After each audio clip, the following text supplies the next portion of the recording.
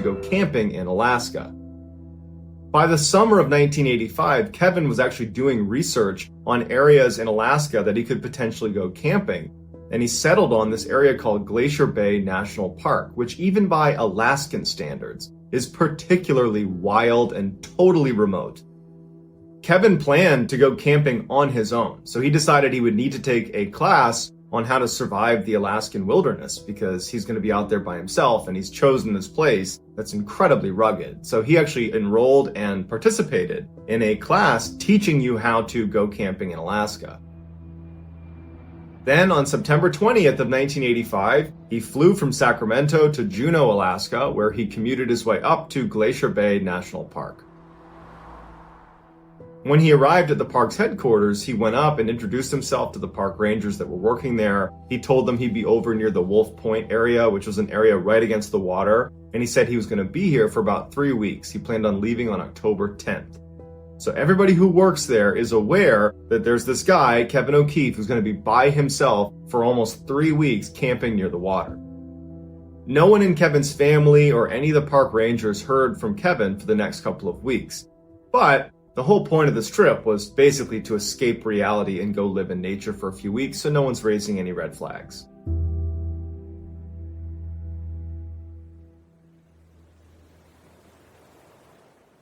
A few weeks later, on October 8th, which is 2 days before Kevin said he was planning to leave the park, which he told park rangers and they knew he was there, a couple of park rangers were in a boat patrolling some waterways around Wolf Point, which is the area where Kevin was camping. The rangers decided to take a bit of a detour to get inside of Wolf Point and actually check in on Kevin and just see how he was doing, because they knew he was out here by himself. They're making their way down, and as they turned this last corner where they could finally see Kevin's sight, immediately they knew something was wrong.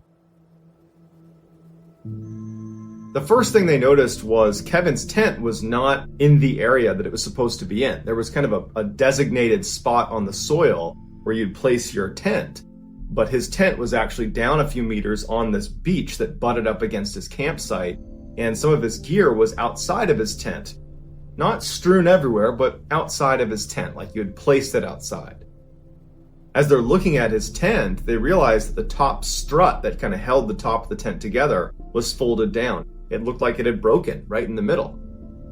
They called out for Kevin, he was nowhere around. And they kind of rationalized what they saw. They thought, he's leaving in a couple of days. My guess is he's probably preparing his campsite for an exit. Maybe he went out to, go on a day hike or something. I'm sure everything is fine. So they leave and come back the next day just to double check. And when they arrive, there's been no change. The tent is still sitting down on the beach with that strut collapsed. His gear is sitting outside of his tent like a sleeping bag and sleeping pad. It's clear that Kevin has not been to this campsite since the last time they saw him, which was 24 hours earlier. So now they're outright concerned and they decide to launch a search for Kevin. They began flying little airplanes over the area where Kevin's campsite was and the surrounding areas. No sign of Kevin. They brought ground searchers with dogs onto his campsite. They're looking everywhere. No sign of Kevin, but they did discover at his campsite that virtually all of the equipment you would expect to be at a campsite in Alaska of someone who's staying there for a few weeks, well, it was all there. He had his backpack fully packed as if he was going to go on a hike. It had food, it had extra clothes and water. It was all packed right up against a tree. All of his sleeping equipment and his cooking equipment, and oddly, there was lots of food that Kevin still had left at his campsite that was out in the open. And no animals had touched it, which is a complete anomaly. As they began searching the outer areas of his campsite, dogs were able to locate Kevin's boots, his glove liner, and his hat. They were tucked away in this gully about a half-mile away from this campsite. They were not visible to the naked eye. It took dogs finding it to locate these items. After finding these items, the early speculation was it looks like Kevin was attacked by bears or some other predator. But the park rangers, who knew this area extremely well and had seen other bear attacks, said, I don't think this is a bear attack because there's no sign of a death struggle anywhere at his camp. If you get attacked by a big predator, you're going to fight for your life to save yourself. You're going to grab onto things and flail around. It's fairly obvious, and there's none of that. There's also no blood or remains or any indication that someone was hurt in this space. And if an animal had come into this camp and attacked Kevin and eaten Kevin, they certainly would have taken the food that was out and about in the campsite, but none of the food was touched. As the investigation continued, rangers would say how strange it was that no wild animals are coming into this campsite. There's no activity, there's nothing in the area. It's like the animals are staying away from Kevin's campsite. When they couldn't find any sign of Kevin, the investigators went to speak with Kevin's family and asked them, The next and final story of today's episode is called The Broken Tent.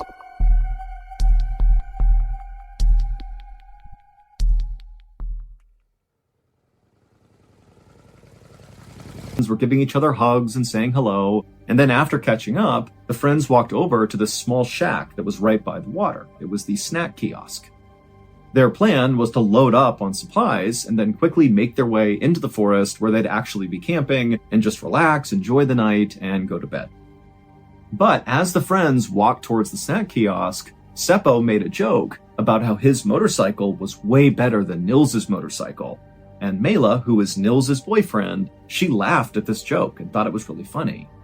But as she was laughing, she happened to look over at Nils, her own boyfriend, and she could tell, he just looked upset, like he was scowling at her and also at Seppo. And immediately, Mela felt really bad because she was thinking, maybe Nils thinks I'm flirting with Seppo by laughing at all of his jokes. Now, keep in mind, Mela really liked Nils, and they had really just started dating. But for really the first time in Mela's life, she was dating someone who clearly liked her back. She had been in other kind of small relationships where it felt very one way, but this was different. And so Mela really did not want Nils to think anything was going on with her and Seppo, because there was nothing going on. But when Mela looked over at Nils again to kind of confirm that he really did look mad, he didn't look mad. He was smiling and laughing again. And so Mela told herself, she must have just imagined that Nils was never upset. It was all in her head. So Mela reached over and grabbed Nils's hand, and the two couples walked the rest of the way over to the kiosk.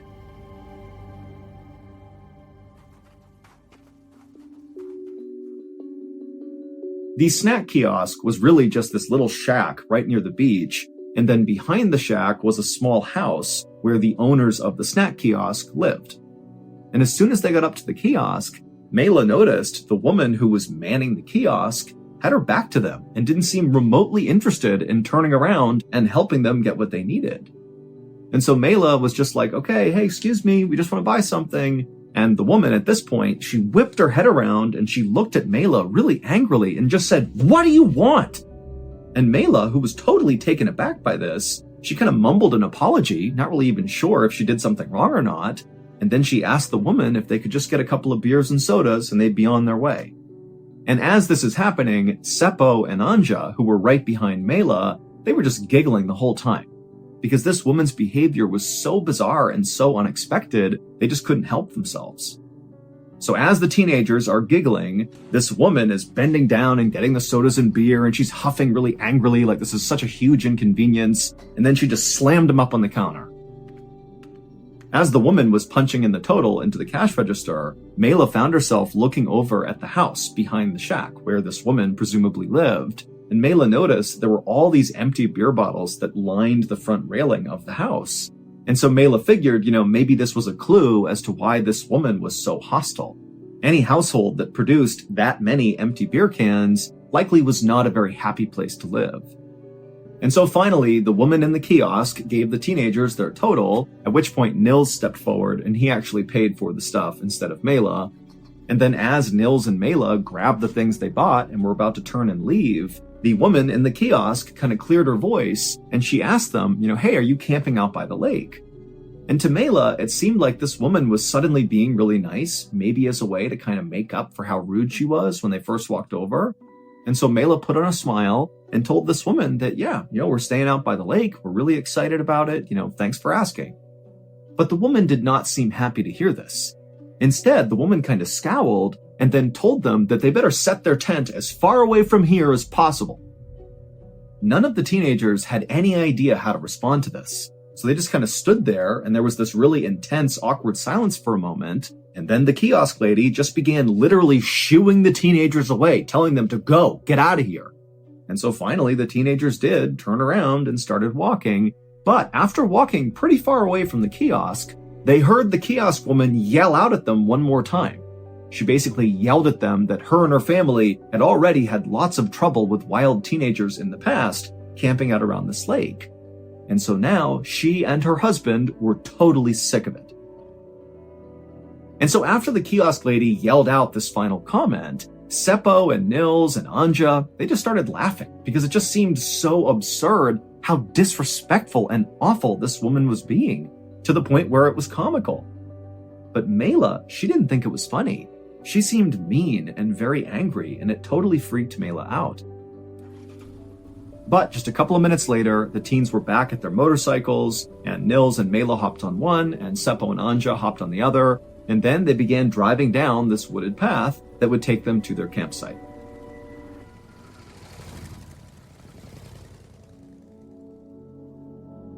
The ride to their campsite was a very short one, and where they were positioned was on this piece of land that sort of jutted out onto the lake.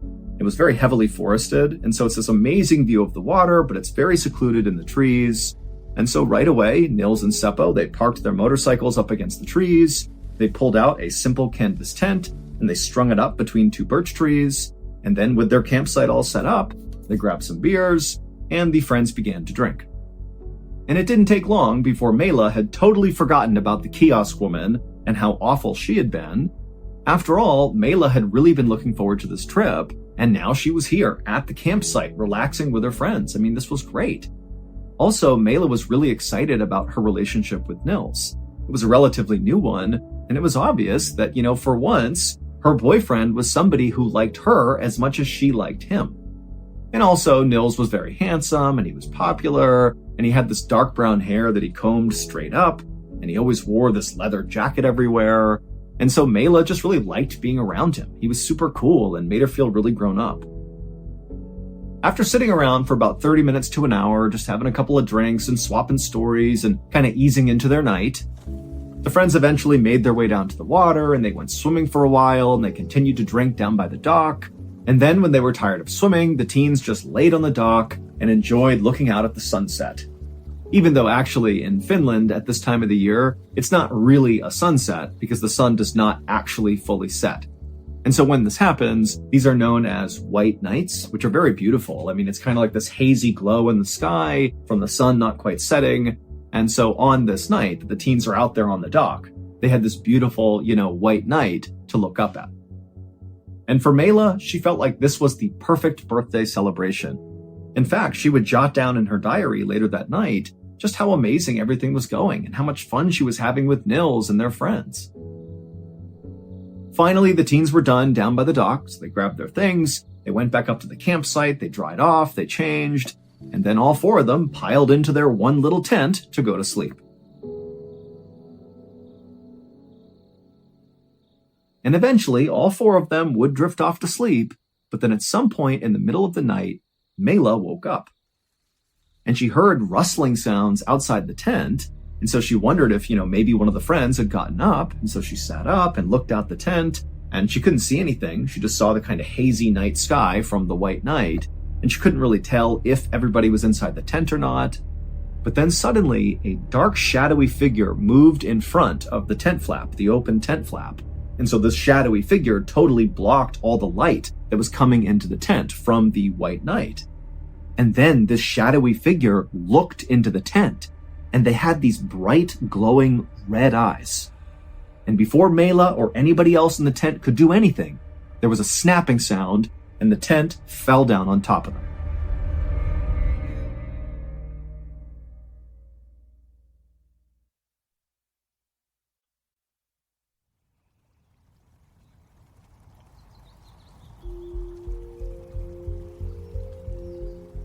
The next morning at 6 a.m., two boys who were not in any way connected to these four teenagers were at this lake. They were over to the side doing some fishing, and they were looking kind of out generally in the direction of where the four teenagers had stayed the night before. And this particular day, the lake was not remotely crowded like it was the day before. Basically, it was a ghost town. And suddenly they saw emerge from the forest, basically where the teens had camped, was this young man with blonde hair who was just running away from where that campsite was.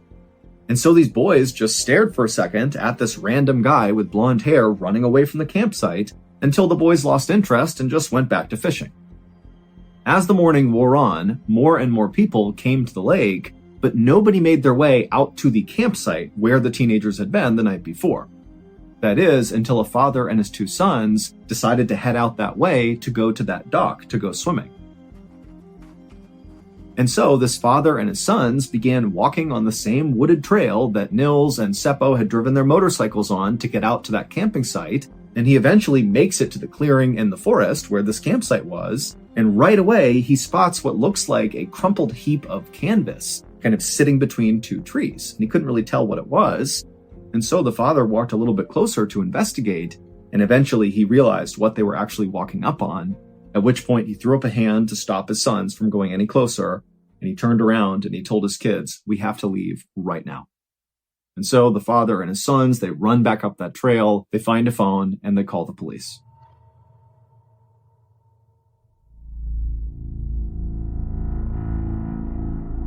When the police arrived at the lake just before noon, they would walk out to that campsite and they would see that crumpled heap of canvas, and then also in and around that crumpled heap were the 4 bodies of the 4 teenagers who had stayed there the night before. Anja and Seppo had not even made it out of the tent. They had been beaten and stabbed to death basically through the canvas fabric. Mela did manage to get out of the tent, however, she did not escape. She was kind of laying on top of the tent, and she had broken bones, and it would turn out she was stabbed a total of 15 times, and some of those stabs came when she was alive, and some came when she was dead. And then laying next to her was the body of her boyfriend Nils, and he was basically unrecognizable. His head had been beaten to a pulp. As officers descended on the scene and began rifling through the teenagers' backpacks and different belongings, one officer knelt down near all the victims to look more closely at each of their injuries. And as they were looking at each of the victims, they suddenly heard this gasping sound. It's very faint, but they could definitely hear it. And to their shock, Nils, so Mela's boyfriend, he suddenly opened his eyes and he looked up at this officer. He was still alive. And this officer who's seeing this, who was totally convinced Nils was dead, as everybody else was at first unsure what to even do. But then a second later, the officer stood up and began screaming for a medic.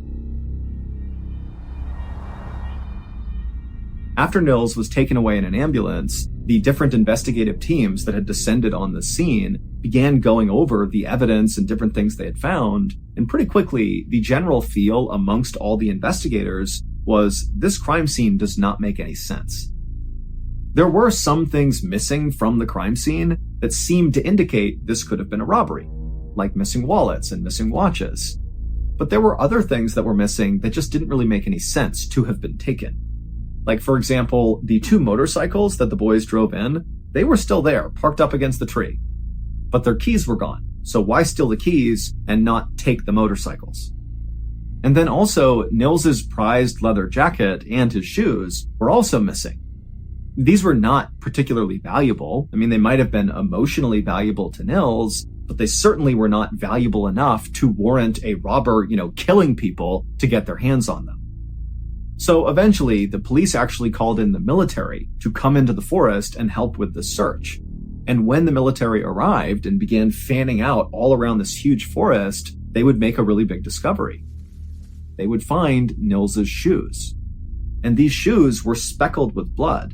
And it was clear from the bloody tracks nearby that the killer must have, at some point, put these shoes on at the campsite and then walked away while still wearing them, and then ultimately, ditched them 500 meters away underneath that pile of leaves.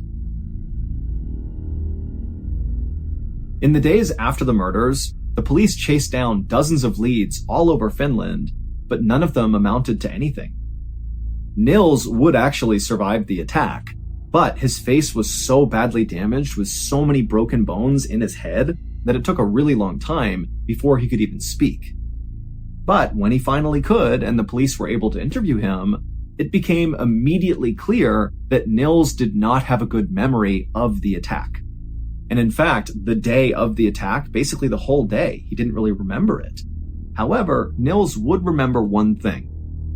He said during the chaos of the actual attack, he distinctly remembered seeing a dark, shadowy figure with these bright red, glowing eyes. But the police couldn't just go out and look for a dark figure with red eyes, and so instead they just made a note of this and continued their investigation. The only real lead the police got were from those two boys who were fishing out on the lake a day after the murders happened, where they saw that guy with blonde hair running away from where the teens had camped. Now, these two boys didn't know the significance of what they were seeing, but obviously when the news broke about the murders, they recalled seeing that guy right in the area where they now knew, that's where the murders had happened.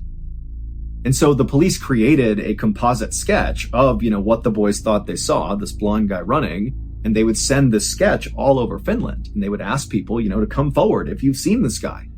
And loads of people immediately came forward and said, yep, I've seen that guy. But it would turn out the police were getting loads of false reports because the sketch looked like lots of men in Finland. So this was not a unique enough sketch, basically. However, there was one tip that came into police that did really stand out. The day after the murders happened, a man named Hans Osman checked into a hospital located about 13 miles away from where the lake was, where the murders happened. And this guy Hans, when he checks into the hospital, he starts complaining of having these really intense stomach pains. But the doctors don't believe him because Hans actually just appears to be very drunk and very aggressive. First of all, he looked exactly like the police composite sketch of the blonde running guy. Like he was that guy. And also, Hans was filthy. He was covered in dirt and mud, and there was all this dirt kind of embedded in his fingernails like he had been digging with his hands. And he also had all these red stains all over his clothes that he refused to explain. And so eventually, one of the doctors called the police, and when the police interviewed Hans, they would discover that he had a history of violence, and he also said he used to be a member of the Nazi Party, and he also was a member of the Russian secret police, and all of this just seemed like a lie, but basically he seemed like a very erratic and unstable person. But Hans had a rock-solid alibi. On the night of the murder, Hans was located in a city about 15 miles away from where the murders happened, at his girlfriend's house with his girlfriend and also his girlfriend's sister and brother-in-law. And so as much as they wanted Hans to be their guy, the police learned, obviously he's not. And this was basically how the entire investigation went. The police would interview over 4,000 people, but despite all that, they still could not figure out who did this. And so slowly, the case went cold. And that was it for 44 years. Lots of theories, but not one suspect. But then, in 2004, prosecutors made a stunning announcement. They said the killer was Nils Gustafsson, the 18-year-old boyfriend of Mela, who was the only one who survived the attack. And the prosecutors pointed to two pieces of evidence to support this theory. The first piece of evidence was there was this woman who was staying out at the lake on the night of the murders, not far from the teenagers' campsite, who remembered overhearing two men really aggressively fighting before the murders ultimately happened. Prosecutors hypothesized that what that woman overheard was Nils and Seppo fighting with each other. That Nils was mad at Seppo about something to do with Nils's girlfriend, Mela. Perhaps he really was upset that it seemed like Mela was flirting with Seppo, and so Nils felt betrayed, but, something was happening there where these two young men were fighting over a girl. In the prosecutor's eyes, this would also explain why Mela had been stabbed so many times. That basically Nils must have been so furious about whatever was happening between Mela and Seppo, and then, his rage took over and he really took it out on his girlfriend. The second piece of evidence the prosecutors used to support this idea that Nils was the killer were Nils's shoes, which were found under those leaves about 500 meters away from their campsite. The prosecutors said there was blood on the shoes, but not in the shoes. And none of the blood that were on these shoes belonged to Nils. And so prosecutors say that shows Nils murdered his friends while wearing his shoes and then, ran away from the campsite and ditched those shoes to hide them, underneath those leaves. And then he came back to the campsite and inflicted those horrible injuries on himself to make it seem like he also had been attacked. So in the end, Nils, 44 years after the fact, got arrested for these murders. And at the time he was arrested, Nils was 62 years old, he was working as a bus driver, and he was married with kids. But at Nils's trial, he absolutely maintained his innocence and did not waver from his story one bit.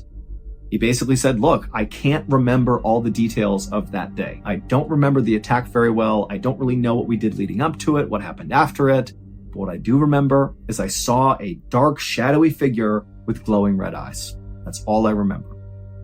And the jury completely believed him, and he was easily acquitted, and in the end, Finland would even give him a huge monetary settlement for his mental suffering.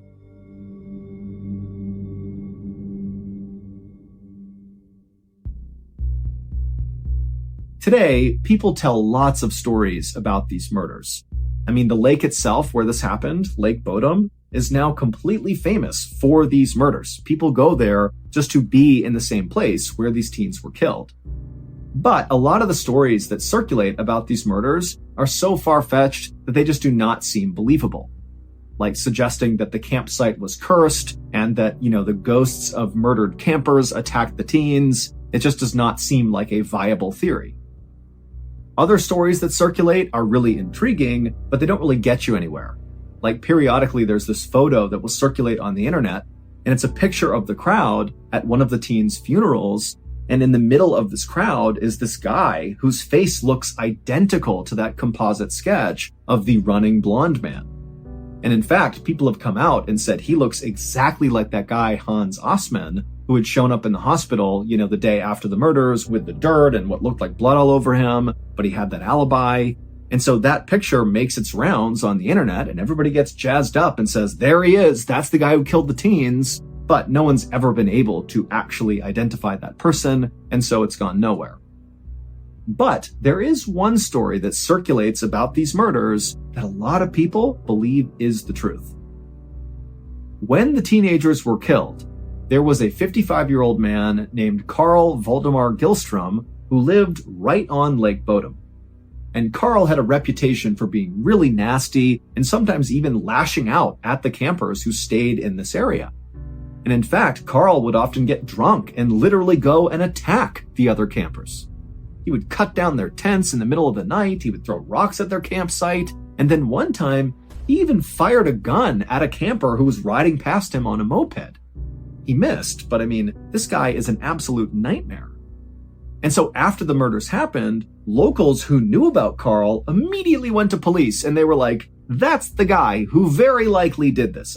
This is totally something he would do. But when police went and tried to speak to Carl, they wound up speaking to Carl's wife, who was the kiosk woman. The woman who was so nasty to the teens when they first arrived and basically told them to get away. Yeah, so the police talked to her, and she would tell police that Carl was with her and her kids when the murders happened. And so the police believed her and never really considered Carl a serious suspect. But in the Lake Bodom area, when people heard he was not being looked at closely, people felt like this was a huge mistake. But 9 years after the murders, so at this point the case is totally cold, Carl is having a drink with his neighbor out near the Lake Bodom area, and as they're just sitting there having drinks, relaxing, Carl winds up admitting to the neighbor that he was the Lake Bodom murderer. He literally said to his neighbor, don't you understand that I'm the murderer of Bodom? And the neighbor apparently was so caught off guard and so horrified by this that they said to Carl, well, if that's the truth, you should go drown yourself. And then the next day, where was Carl found? Out in the lake, drowned, right near where the teens had been attacked. Now, the police were never able to actually figure out if his death was accidental, or if he had done it to himself, or if somebody else had done it to him. But that's the story, and lots of people believe that Carl was so racked with guilt over what he had done that he did what his neighbor suggested.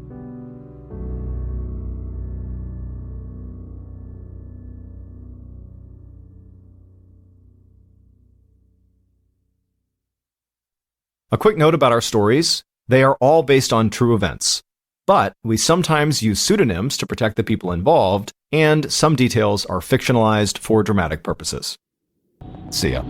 Today's podcast features 3 camping horror stories. The audio from all 3 of these stories has been pulled from our main YouTube channel and has been remastered for today's episode. The links to the original YouTube videos are in the description. The first story you'll hear is called The Faraway Dock, and it's about a group of kids who swim out to a suspicious-looking dock on a lake. The second story you'll hear is called Tripwire, and it's about a family who hears heavy footsteps walking through their camp at night. And the third and final story you'll hear is called Laughter, and it's about hunters who hear strange sounds coming from deep in the woods at night. But before we get into today's stories, if you're a fan of the Amazon Music follow button to come to a fancy dinner with you, but make them pay the bill. Hey guys, John here. If you can't tell, I lost my voice. I got sick last week and my voice just hasn't come back. And so I wasn't able to record today's exclusive podcast. It just would have sounded horrible. And so what we decided to do was flip-flop the schedule this week. Normally there is the Monday exclusive podcast, and then on Thursday is the remastered version of our best YouTube audio. So we're changing those up this week. Monday will be a remaster today, and then this Thursday we are still going to put out the exclusive episode that should have gone out today. So you're just going to get it a couple of days later so my voice can finally recover and I can actually record a reasonably decent podcast. It's a great story, the one that was supposed to go today, that you'll get this Thursday. So stick around this Thursday. There is an exclusive podcast coming. Apologies. This is just life. It happens. So thank you very much for your patience. Enjoy today's episode. And this Thursday, again, you will get the exclusive episode that would normally go out today. Okay, let's get into our first story called The Faraway Dock. Back in 1994, an 11-year-old named Mark was living just outside of Philadelphia with his family. And for the past few summers, he and his siblings would go up to this summer camp on Mount Kitney in a rural part of New Jersey, and they would stay there for about 8 weeks every summer. And this year would be no different, so on June 23rd, Mark and his siblings and his family loaded up the minivan and they began their 2.5-hour commute up to Mount Kitney. When they arrived, the parking lot is filled with parents dropping off their kids, and there's already a batch of campers that had arrived already that are coming down to meet the new campers. And in the middle of all of this chaos, one of Mark's friends from the previous summer, his name was Kyle, he was the same age as Mark, he saw Mark and he runs down and he excitedly tells Mark that they had been placed in the same cabin this year. And so Mark is thrilled. The summer is already off to a great start. So for the next hour or so, Mark and his siblings and Kyle, they began moving all of their stuff up to the cabins. And then at some point, all the parents left and all the campers were instructed to head over to the big dining hall where the camp director and some of the camp counselors were going to go over expectations and scheduling over the next few days. So Mark and Kyle make their way over to the dining hall. They sit down at one of the long tables next to a couple of their buddies, and they listen in while the director goes over the rules and the regulations. And the director would make a special point, like they do every year, to remind all the campers that the faraway dock is absolutely off limits. So don't ask about it, don't try to swim out to it, just leave it alone. The main cluster of buildings that made up the camp was situated right up against this huge man-made lake that was quite long and fairly narrow, and on one side of this lake was the designated swimming area, and then this side they didn't even use for the camp. And within the swimming section, there was a main dock that extended fairly far out into the water that they divided. On one side was the weaker swimmers, and on the other side of the dock was the more advanced swimmers. And then farther out past the dock were these 2 floating docks, these square floating docks. There was one that was maybe about 10 meters away from the head of the main dock. And then there was the so-called faraway dock that was absurdly far away. In fact, no one really knew why it was out there to begin with. It was at least 100 meters away from the head of the main dock. There were lots of conspiracy theories about why the faraway dock was actually off limits, because the camp staff never actually explicitly said what their reasoning was for not allowing anyone to go near it. They just said it was very dangerous. Most campers believed it was just because the faraway dock was so far away. It was a dangerous swim to be making, even for an experienced swimmer. Other campers had heard a rumor that years earlier, someone had swam out and then gotten sucked underneath. There was apparently some suction underneath this dock, and they got sucked underneath and they drowned. And then the most outlandish conspiracy theory was the dock was not actually a dock at all. It was a lid that was covering over a secret tunnel that went into the lake. But regardless of whichever conspiracy theory the campers believed in, the faraway dock had developed a very spooky reputation, and they did not need to be told twice to not go near it. No one's going near it. Well, unless you're Kyle. After the director and some of the counselors had gone up and spoken, the campers were allowed to finish their meal and then make their way back to their cabins. So Mark and Kyle finish their meal and they start walking back. They go into their cabin. They're getting set up in their bed. Their two other cabin mates come in and they're all kind of chatting and joking around. And at some point they turn off the lights and they want to go to bed. And after a little while, after the lights have been turned off in the cabin and everyone's trying to sleep, Kyle breaks the silence by saying, "Hey guys, I really want to swim out to the faraway dock this summer." Now, Mark and the other two that were in there with Kyle had heard Kyle say this before. He talked incessantly the summer before about wanting to swim out to the faraway dock, but he never did, and he really never showed any serious attempt at wanting to go out there. And so when he's saying this now, they're not taking him seriously at all. And so they kind of laughed and said, "Yeah, it's pretty creepy, that dock out there. I wonder why we can't go out there." And they kind of had a quick discussion about, the various hot theories around why you can't go out there. And ultimately, they just kind of wrote it off and went to sleep. The next morning, Mark and Kyle got up and began their walk over to the dining hall to get some breakfast. And on the walk, Kyle says to Mark, "Hey, I want to swim out to the faraway dock today at lunch. Will you come with me?"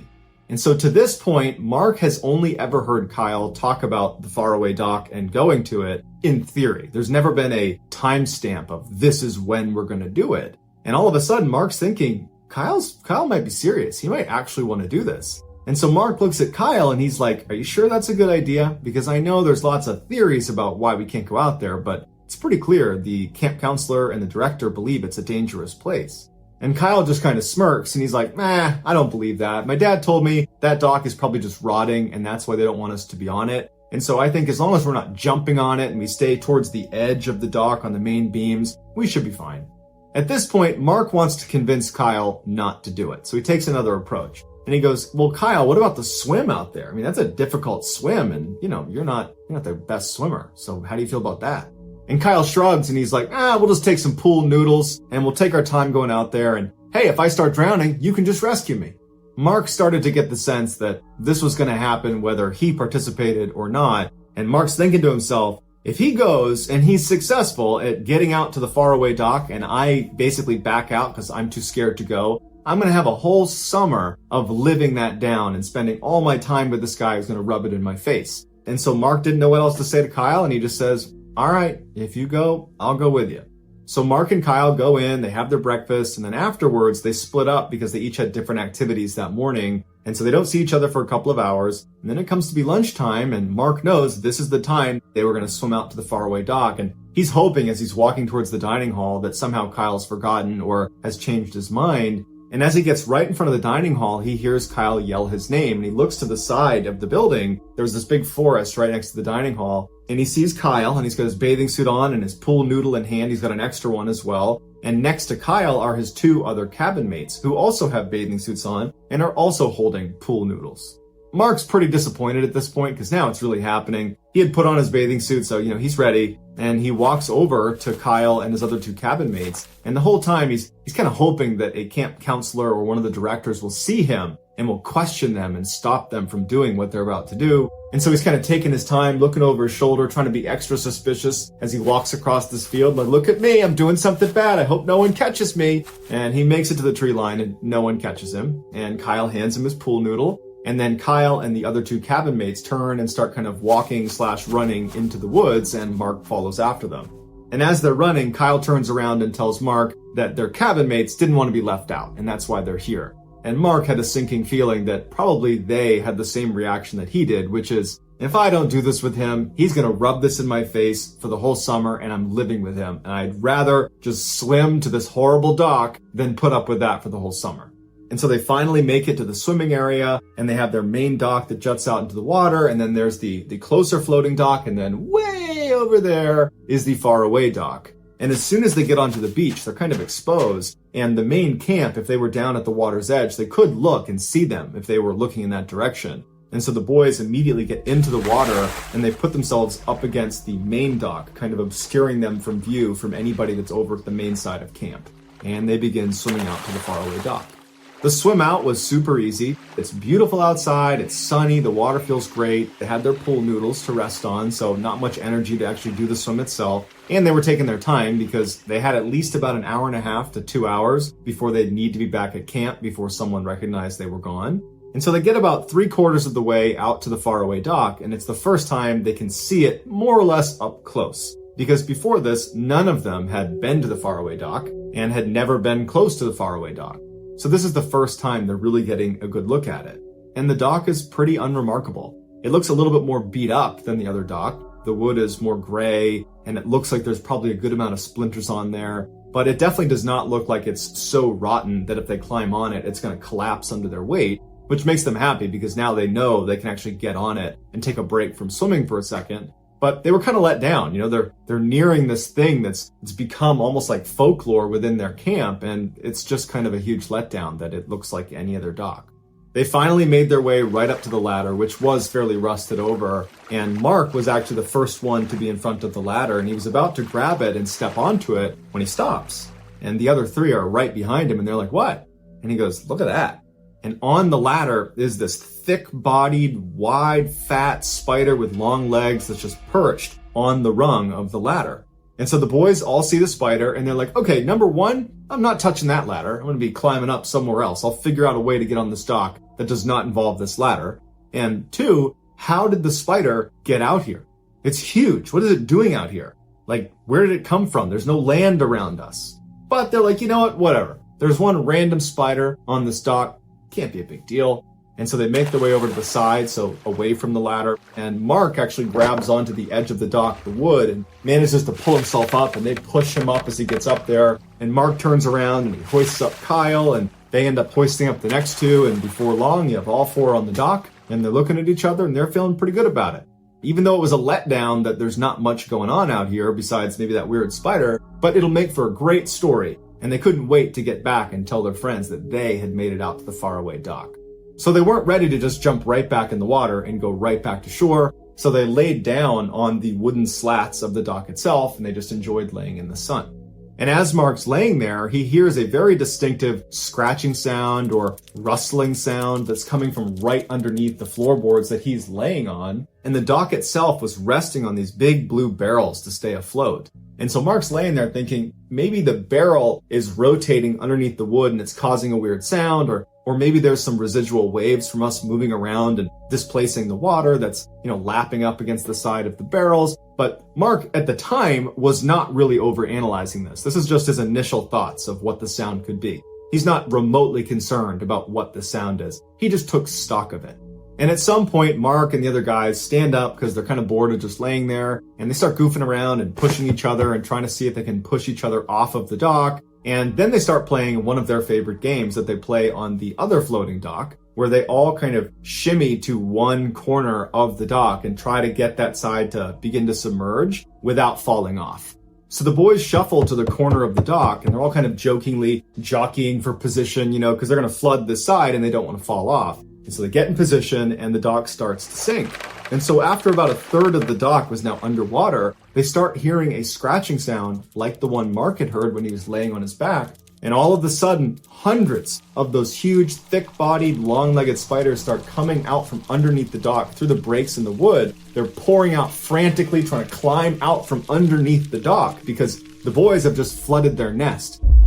And so hundreds of these things are pouring out from underneath and sliding down towards the boys because it's on an angle, and Kyle in a panic loses his footing and falls face first onto the dock, but because his weight shifted so quickly, the dock went down flat again, and now Kyle's laying on the dock as these spiders are swarming his body, getting in his hair, and Mark and the other two are still on the dock, and they can feel the spiders at their feet, and they jump into the water, and Mark, as soon as he hits the water, he sees there's hundreds of spiders in the water. They're all over the place. And that's when he feels one in his hair, and he's trying to swat it off of his head, and he dives underwater thinking that's going to get rid of it. But no, he feels it grip down tight on his hair, and he had to reach up and actually grab the body of the spider and pull it off of his hair. He swims up, and there's more spiders around him. He frantically starts swimming away, and he hears Kyle screaming, and he sees him jump into the water, still trying to pull spiders off of his body. And then the boys would swim as fast as humanly possible to shore, the whole time either literally pulling spiders out of their hair that were clinging to their hair or their ears, or believing, because they just had this horrible experience, that there are more spiders on them. And so the whole time, they're pulling spiders off even if they aren't there. Like Ricky Bobby in Talladega Nights, he thinks he's on fire when he's not. That's the situation they're in, but with spiders. They finally get to shore, and they're looking each other over to make sure there's no more spiders on them, in their shorts, on their back, in their hair, in their ears. And finally, all the spiders are gone, and they're safe again. Mark said he'll never get over the trauma of this horrifying event. And he says what really gets to him is when he thinks about when he was laying on his back on the dock, and the other three were doing the same thing, and he heard that rustling, that scratching sound. That was the sound of hundreds of these massive spiders that were literally inches away from them, perched underneath the dock. And not just any spider, but the dock spider. And they're named that because they make their home in docks, because they typically hunt for fish, small fish, insects as well. And they have the ability to run on water. They have this waxy substance on their legs that keeps them from sinking. And they can even jump on water and then land again on water to avoid being eaten by fish. And they can go underwater for up to 30 minutes. They can effectively scuba dive because they trap air on their hairy arms and underneath their bellies, and they breathe that while they're underwater. And so these spiders identified the faraway dock as a great spot to live, and they must have ran out on the water to this dock and then made a home underneath, and then no one's disturbing them, so they flourished.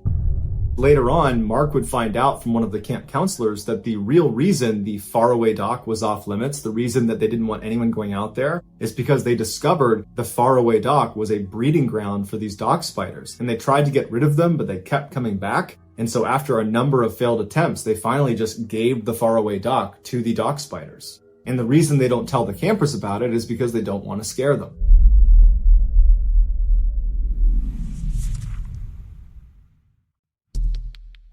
Our next story is called Tripwire.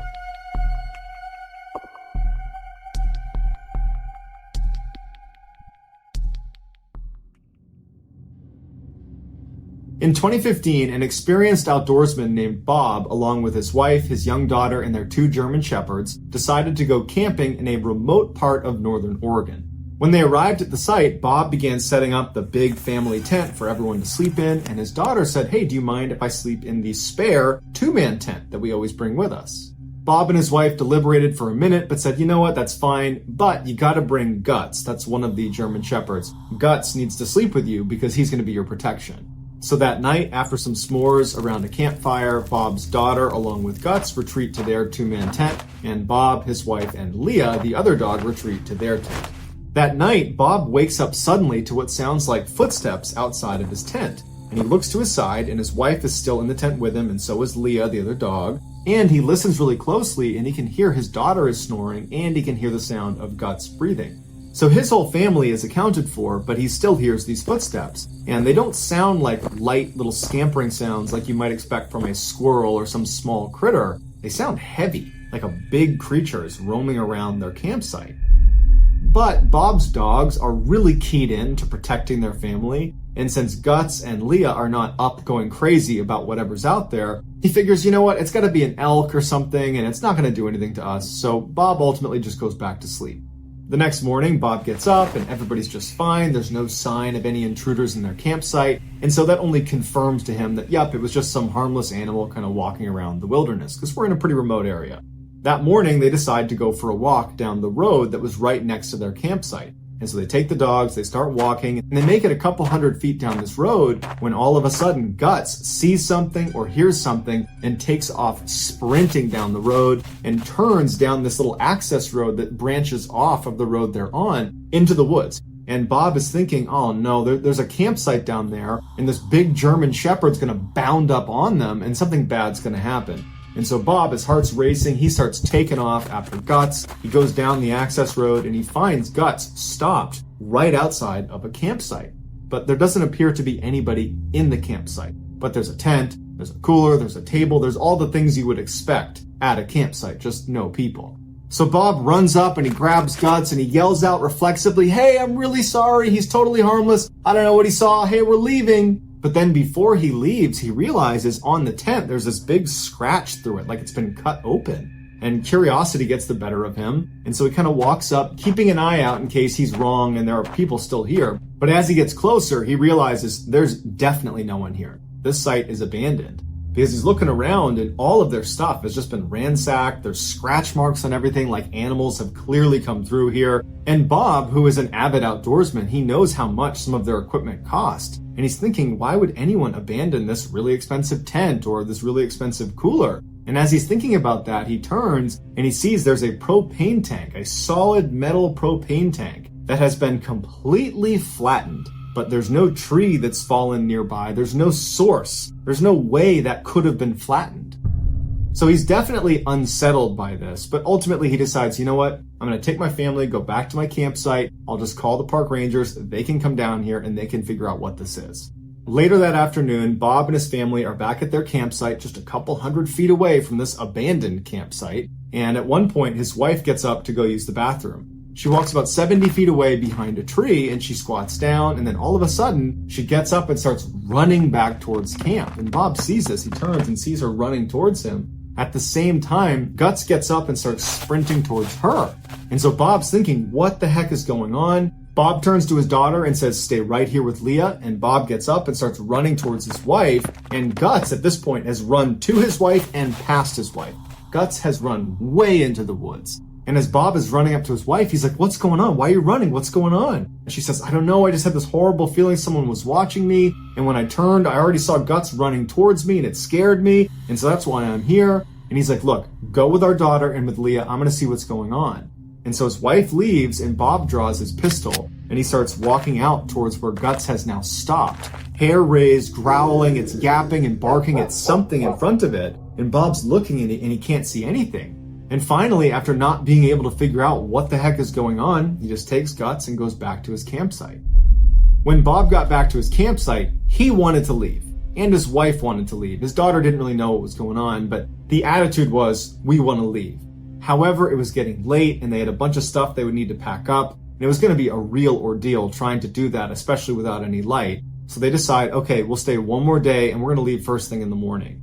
In Bob's head, he's thinking, okay, I heard weird footsteps outside. We have this abandoned campsite nearby that's been thrashed up in the flattened propane tank. And now my wife is running away from something and Guts is seeing strange things in the woods. Like there's a lot of weird stuff going on. And he decides he's going to set up a tripwire all the way around his campsite using a rope tied at about 8 inches off the ground, where along the rope would be little pieces of metal that would clang together. So if anything touched the rope, it would make the metallic clinking sound. Then it would alert Bob that someone's here. And so Bob goes over to the edge of the site where there's an obvious starting point for this tripwire, and he bends down to tie the rope, and he realizes, oh my God, someone's already done this. There is another tripwire that's already been built around the outside of our campsite. It's just been cut, it's been broken. Like it doesn't work, but it's here. Someone else who was at this campsite felt concerned enough about whatever was in the woods that they already had this idea. Bob didn't even tie his perimeter. He just drew his gun, told his family, get in the truck, and he stayed up all night protecting his family in the truck. As soon as the sun came up, they packed up and they got the heck out of there. Bob is convinced that there is something out there in the woods in northern Oregon that was walking around their campsite at night, that's scaring their dogs, that's stalking them basically and watching them from a distance. And probably whatever is out in the woods is the same thing that caused the previous group to set up their own tripwire. And it's also probably the reason the other campers at the other campsite were willing to abandon their nice equipment to get the heck out of there, because they are not messing with whatever the heck is out in those woods.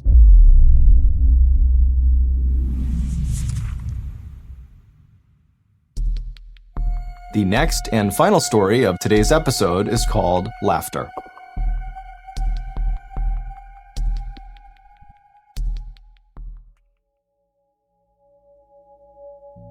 In the early 2000s, a teenager named Eben and his father would regularly go hunting in the Georgia backcountry. When Eben turned 14, his father befriended a very wealthy landowner in Georgia who offered them access to one of his best private hunting areas. And just a couple of days later, on October 5th, Eben and his father would take him up on the offer. They woke up super early and they drove out to the edge of this property that was actually fenced in. And they went to a main gate where they had the combo that this guy had given them. They punched in the combo, opened up the gate, drove in, shut the gate, locked it, and then continued down the access road. They followed this road for about 2 miles where it came to a stop right outside of this huge forest. They parked their truck, they got out, they put on their gear, and in the pre-morning darkness began hiking into the woods. Even though they were there primarily to hunt, Eben and his father secretly enjoyed just hiking around the woods and camping out, and any chance they got to extend their hunting trips, they would, even if the hunting wasn't good. And so since they spent a ton of time in the woods together, they noticed almost immediately when they walked into this particular forest that something was off. There's no birds, there's no animals, silence. It's just totally silent. The only sounds they heard that were not them was a single plane that passed overhead. Although they found this very odd, they figured, you know what, this is private property, not a lot of people are out here. I'm sure as soon as we showed up, the animals were aware of us and they've scattered. They finally make it out to the hunting stand that the owner had told them about. They get all settled in, they're getting ready to see some animals, and all day long, they don't see a single animal. They don't hear a single animal. In fact, again, it is just completely silent. Frustrated, they began packing up their stuff, making their way down off the stand, and they started looking for a place to make camp for the night. And Eben's father suggested, well, hey, there's obviously nothing over here. It's been quiet all day. Why don't we walk deeper into the woods a little ways, set up camp there, so tomorrow we have a better chance of seeing some animals. So they hiked for about an hour farther away from where they parked their truck, and they reached this clearing, which is perfect for setting up their camp. And so they set up their tent, and Eben's father says, hey, we still got some daylight. Do you want to go try our luck and see if we can see some animals out here now? Eben's like, yeah, why not? So they hike a little ways away from their campsite, and they set up their blind, and once again, they don't see any animals. It's totally quiet. And so they turn around and they start heading back. As soon as they could see their campsite, which really was just their tent, they noticed that their tent was now collapsed. And Eben's father turns to him and says, oh, it must have been the wind. And Eben says, no, it couldn't have been the wind, because all day today we have been commenting on how quiet it is and how the fact that there's no weather, no wind, no anything is heightening the fact that it's completely silent. So it could not have been wind. So Eben's father is like, well, when you set the tent up, did you not put the posts into the eyelets? Did you not build it correctly? And Eben's like, no, I've made that tent like 1,000 times. I know it was set up correctly. They walk into their campsite and they look down at their tent and they're really confused at what they see. The 2 rods that go in an X over the top of the tent that thread through nylon loops and then anchor at 4 different points on the base of the tent, well, they had been removed from the 4 corners. And if you know how a tent works, it works on tension. And once you have a rod anchored in 2 points, it doesn't just pop out. It's anchored at 2 sides. It's actually difficult to remove each anchor. Once one is out, the other comes out easily. But basically, the rod would need to break in order for it to come out of those anchor points, or someone would have to come over and remove it. And they didn't remove them, and none of the rods were broken. Which leaves them with either they failed to set up their tent, even though they had distinct and clear memories of setting it up and double checking it was set up because they put gear inside of it. Or someone came over to their campsite while they were gone and undid the 4 corners. They decide, you know what, it can't be some stranger coming over here because we're the only ones with the gate combo. This is private property and no one could have been here. And why would they do that if they came to our campsite? Why would they randomly collapse our tent and then vanish? So it had to be us. We must have not made the tent. And while they didn't really believe that they had not made their tent, they convinced themselves that that's what happened because the alternative was just too bizarre and frankly terrifying to consider. So they build their tent and they make a little fire and they stay up for a little while chatting before being tired and saying, okay, let's just go to bed. They extinguish the fire, they get in the tent, and they both fall asleep. A couple hours later, Eben wakes up suddenly and he's not sure if he's dreaming or not, but he thinks he hears someone laughing a couple 100 meters behind their tent off in the woods. Eben instinctively turns to make sure his dad is still in the tent with him, and he is. And then Eben starts listening really intently to what's happening outside. And all he can hear is silence, like it's been since they got in the woods. He doesn't hear any more laughter, and so he says, okay, I must have just been dreaming, and there wasn't any laughter out there, and eventually Eben goes back to sleep. A little while later, Eben wakes up suddenly again, except this time his dad is already awake and looking around anxiously. And Eben sits up and goes, "What's going on?" And his dad goes, "Shh." And he goes, "Can you hear that?" And Eben listens, and to his horror, he hears laughing. He wasn't dreaming before. Eben also realizes the laughter is not coming from the same area he heard it. It's now coming from the opposite direction, and it's a lot closer to them. Eben very quietly and carefully explains to his dad that he actually heard this laughter a couple hours earlier, and Eben's father turns to Eben and says, "Before we came out here, I asked the owner, should we expect any other hunters or campers or anybody nearby? And the owner said, this is private property and it's fenced in. There is no one there but you guys." After this revelation, they both turn their attention back to just listening because they're hoping this is just going to stop and whatever this is just going to leave. But it doesn't leave. They hear footsteps running towards them from way off in the forest, and it's so quiet, it's really easy to hear these footsteps. And whatever this is charging towards them, and then it comes to a complete stop right at the edge of their clearing.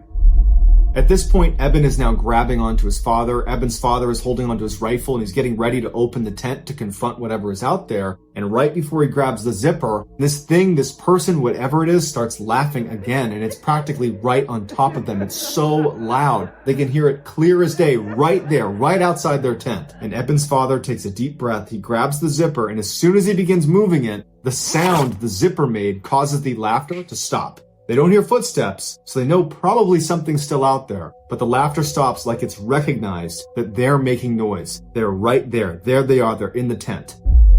Eben's father freezes with his hand on this zipper, and he's debating whether he should go outside or not. And before he can even make that decision, whatever this thing is turns around and runs back into the woods, and it's just gone. And for several minutes, they just sit like that in total silence, praying that whatever this is gone for good.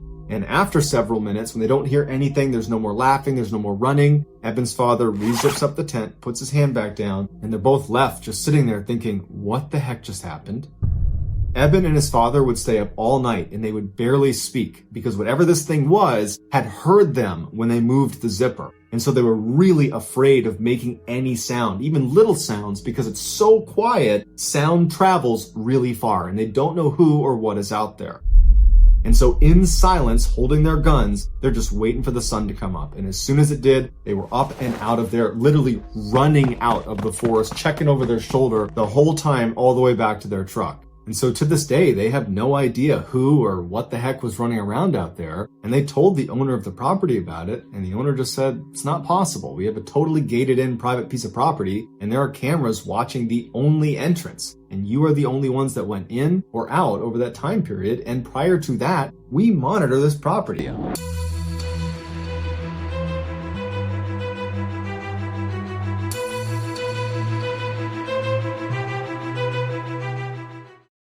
Today's podcast features 3 camping horror stories. The audio from all 3 of these stories has been pulled from our main YouTube channel and has been remastered for today's episode.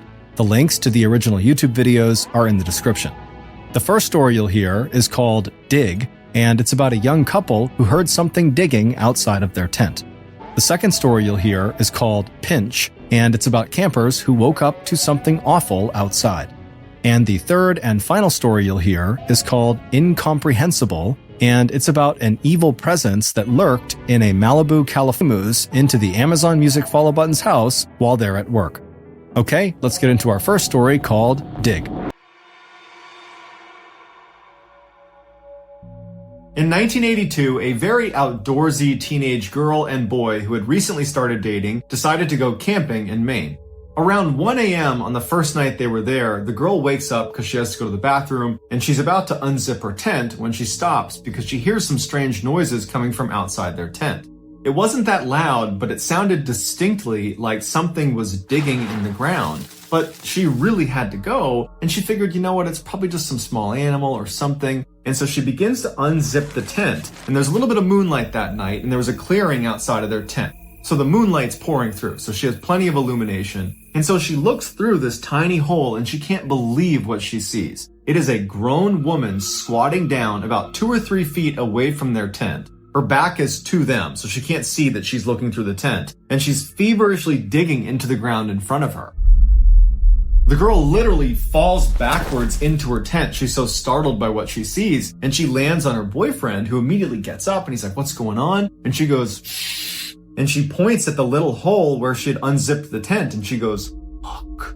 The boy is confused, but he can tell his girlfriend is very serious, so he sits up quietly and he looks through the little opening in the door and he sees the digging woman. The boy recoils and looks at his girlfriend and he's like, "What is going on out there?" He takes a flashlight and she's telling him, "Don't do it." And he opens up the tent a little bit more and he aims his flashlight directly on this woman. And this gets her attention and she stops digging and she stands up slowly and she turns around and faces them and she's got no expression. She's not giving them any indication why she's there. She's not acting aggressive. She's not acting scared. She's just completely neutral. And she stands there staring at them for quite a while before turning around and just walking away from their campsite. And after a little while, when they were pretty certain she was gone, they open their tent all the way, they go outside, they kind of scan around with their flashlights and she's nowhere to be found, and they go to where she was digging, and it's just this weird 4-inch deep hole in the ground. There's no rhyme or reason to why she was doing that. And so after sitting there wondering what they should do, they settled on, well, tomorrow we'll tell the park rangers that she was here and maybe they'll do something about it. And so feeling pretty confident that this woman's not going to come back, they both go back into the tent, they zip it shut, they get in their sleeping bags, and they're about to go to sleep when they hear someone running towards their campsite. And they know it's this woman. They immediately unzip the tent and they look out, and now the woman's not digging anymore. She's rummaging through some of their stuff that's outside of their tent. And the way she's doing it, they described as monkey-like. She'd pick something up, look at it, and throw it over her head. She'd pick the next thing up, throw it over her head, back and forth, just throwing things behind her. And so the boy gets out and he shines a light on her and goes, "You need to leave." And she doesn't react. She just keeps flipping through all their stuff until he gets pretty forceful and says, "You need to leave right now." And at that point, she kind of stops and looks at him like, "Huh, what are you doing here?" And then she gets up, turns around, and walks away. Now the couple really doesn't know what to do because she's clearly willing to come back after being confronted. But they stayed outside their tent for about 15 more minutes, shining their light and making lots of noise and treating her like she's an animal. And they're just trying to scare her away from the campsite. And after a little bit of time, they thought, okay, there's no way she comes back now because, we were pretty aggressive with her this time and she seemed to really get it. They both do go back in the tent, and as soon as they zip it shut, they hear her come running straight back to the site, like she was literally waiting in the wings for when they went back in the tent. And this time she runs back to the hole in the ground and she's just feverishly digging into the ground as fast as she can. And this time they come out of their tent and they're mad and they are screaming at this woman to get the F out of here. What are you doing? And this seems to kind of frighten the woman, who gets up and she looks at them like, "Why are you yelling at me?" And she runs away, and it looked almost animalistic the way she was running away, like she was feral. The boy and the girl are totally shaken up at this point. It's about 1:30 in the morning and this woman just keeps coming back to their site and they don't know what to do about it. So they turn on some lanterns and they turn on their flashlights and they decide, we're just going to stay outside until the morning. That way we know she doesn't come back and doesn't steal anything from us. But by about 3:30 in the morning, they've been outside for 2 hours. They're getting cold. They're super tired. The woman's nowhere to be found. And so they finally say, "You want to go back in and get some sleep? I think this time she's really gone." They get back in their sleeping bags and they go to sleep. They don't hear her again. The next morning when they get up and they unzip their tent, they look outside and all of their stuff has been thrown all over the campsite. And the hole in the ground that the woman had dug that was previously about 4 or 6 inches deep is now well over a foot deep.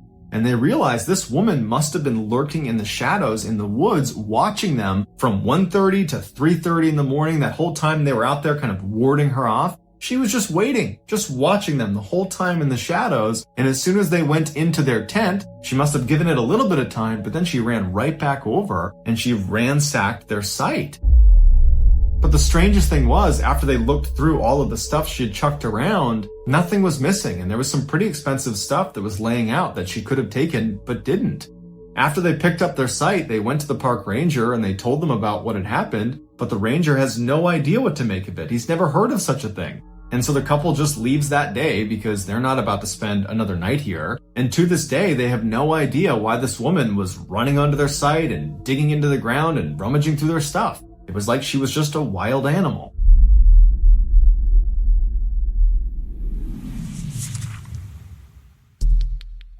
Our next story is called Pinch.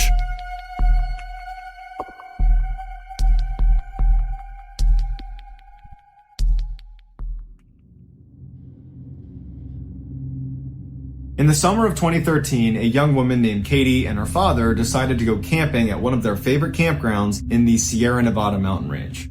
Katie loved going camping with her father because he was this totally accomplished outdoorsman, and he used to be a wilderness guide for much of his life, and so she just always felt like she was in great hands whenever she was out in the wild with him, and she had kind of become a fairly accomplished outdoorswoman herself.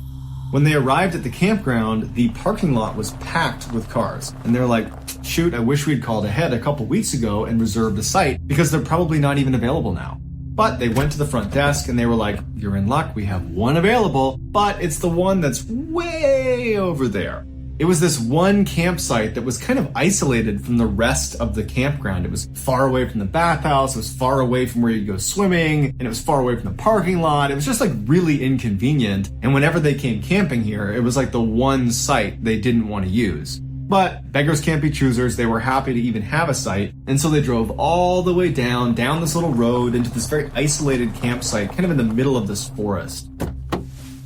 Once they got there, they began setting up their respective tents because they were not going to be staying in the same tent. They each had these very small backpacking tents, which were so small that you could either zip it up all the way and stay warmer and more protected, but you had to sleep in a ball because your legs would not fit otherwise. Or you could unzip the front of your tent, and when you lay down, you could extend your legs fully, but your legs are protruding outside of your tent. So you could only do that in warmer weather and if you were comfortable having your legs poking out into the wilderness.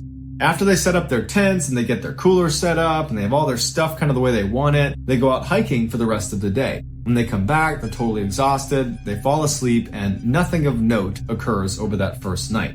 The next day they get up, they go back out, they go hiking all day all over again, and they come back that night and they are totally exhausted again. And they get into their tents and they go to bed.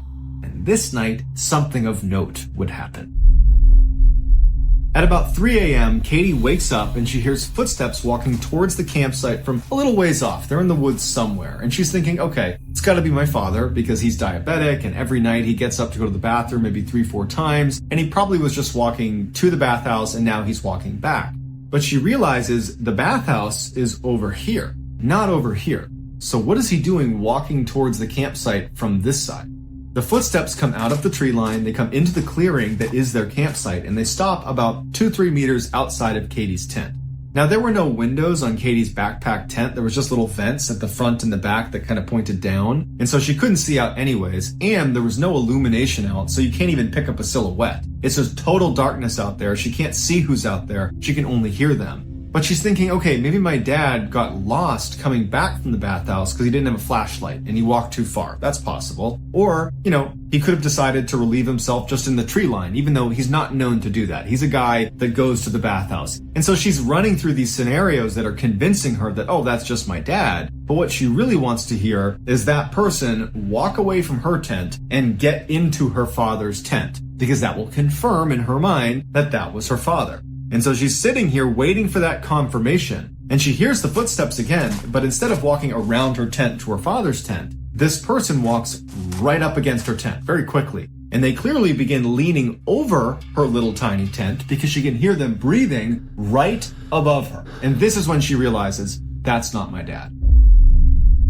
And as she's having this terrible revelation that some stranger is outside her tent right now, she has an even worse revelation. It was a warm night that night, so she was sleeping with her tent unzipped and her legs poking out the end.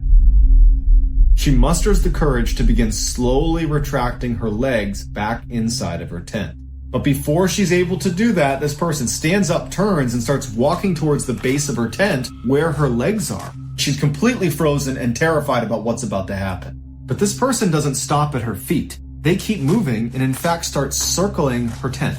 But because they were making a lot of noise and walking around her, it allowed her to pull her legs back into her tent without, this person hearing her. And so she had the illusion of safety being inside of her tent, but her tent is still unzipped. So she's waiting for this person to come around and crouch down and look inside of her tent because it's open. And so she's just looking down there hoping that doesn't happen. But unfortunately, right at this moment, the person walked to the base of her tent and came to a stop, right outside where the opening to the tent is. And so she's sitting there thinking, please don't come in here, please don't come in here, please don't come in here. And even though her feet are pulled up into her tent, she suddenly feels something pinch her foot, and she knows it's a hand. Something has grabbed my foot. And she stifles a scream and she starts shaking uncontrollably because her instincts are telling her, don't let this person know you're awake. And luckily, as she's sitting there shaking from fear and trying to be quiet as best as she can, she's holding her mouth, this person stands back up again and goes back to the spot next to her tent and leans over the tent once again, and she can hear them breathing right over her. And so for several minutes, she lay there shaking with this random person who pinched her foot a minute ago, hovering over her tent in the middle of the night. And she has nothing she can do. And she's just quiet. She's hoping it's going to end soon. And eventually this person would turn around and walk over to their cooler and their table and some other things that were out. And she hears some rummaging going on. Some things are being moved around. And then this person just kind of walks off into the distance. But she doesn't know if they're gone. She doesn't know if they're standing in the edge of the tree line waiting for her to come outside. Maybe they laid a trap for her. And so she just lays there, silent, doesn't move, and she's praying to herself, please don't let anything happen to me or my father. And all night she's just laying there. And then eventually she does fall asleep. Probably hours go by, but she does fall asleep because she wakes up again when she hears her father unzipping his tent. And she charges out to meet him.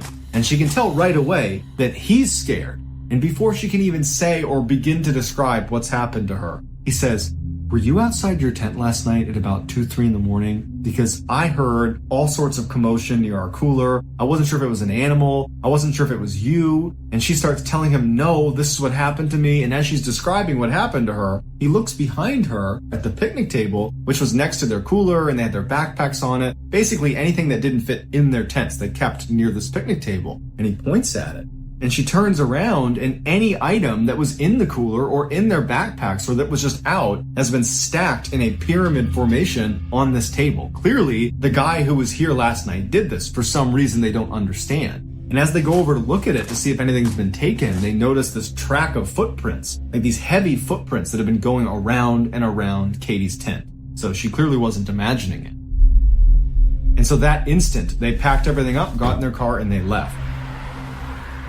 And to this day, they can barely talk about it with each other because it's all the things that could have happened. The father felt horribly guilty because he clearly heard this person, but didn't leave his tent. And his daughter was clearly in danger. And his daughter's thinking, the tent was open. This person was crouched down, reaching into my tent, grabbing my feet. Like, that's such a horrifying image. And so this has been completely traumatizing for them, and they just don't talk about it anymore.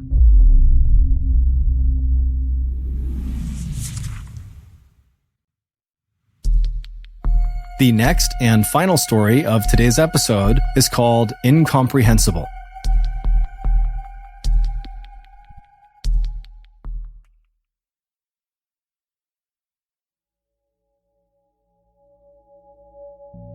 On the morning of Sunday, June 17th, 2018, 35-year-old Tristan Baudet pulled his phone out of his pocket to check the weather forecast for Orange County, California.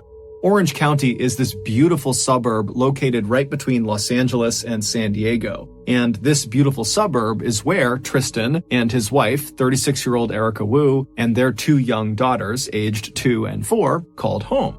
And on this day, which was Father's Day, Tristan had gotten up early to check the weather to make sure it was going to be clear that day because he really wanted to take his family out for a fun beach day to celebrate his holiday.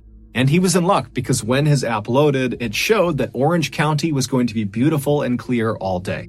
Although, even if the weather had come back as rainy and horrible and cold, Tristan was the kind of person who still would have wanted to go to the beach. Because for Tristan, anything outdoors was really awesome. That was his happy place, being out in nature. Whether it was going to the beach or going hiking or camping or just throwing a frisbee around outside, he didn't care. If he was outside, he was good with it. And even though his daughters were still very young, they both already had totally fallen in love with nature just like their dad had, which made Tristan just so happy. Because now he had these two little sidekicks that would go with him on all of his outdoor adventures. As for Tristan's wife, Erica, she did love the outdoors, but maybe not as much as Tristan did.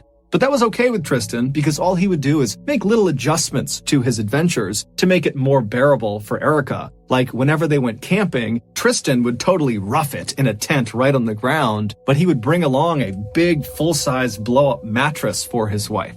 And this was something that Erica just adored about Tristan. Not that he literally waited on her hand and foot, but rather that Tristan just kind of went with the flow. If his wife wanted a blow-up mattress, that was fine. It didn't matter to him. That was just who he was. He didn't judge people. He was at peace with the world. And in fact, it was that character trait that had originally attracted Erica to Tristan.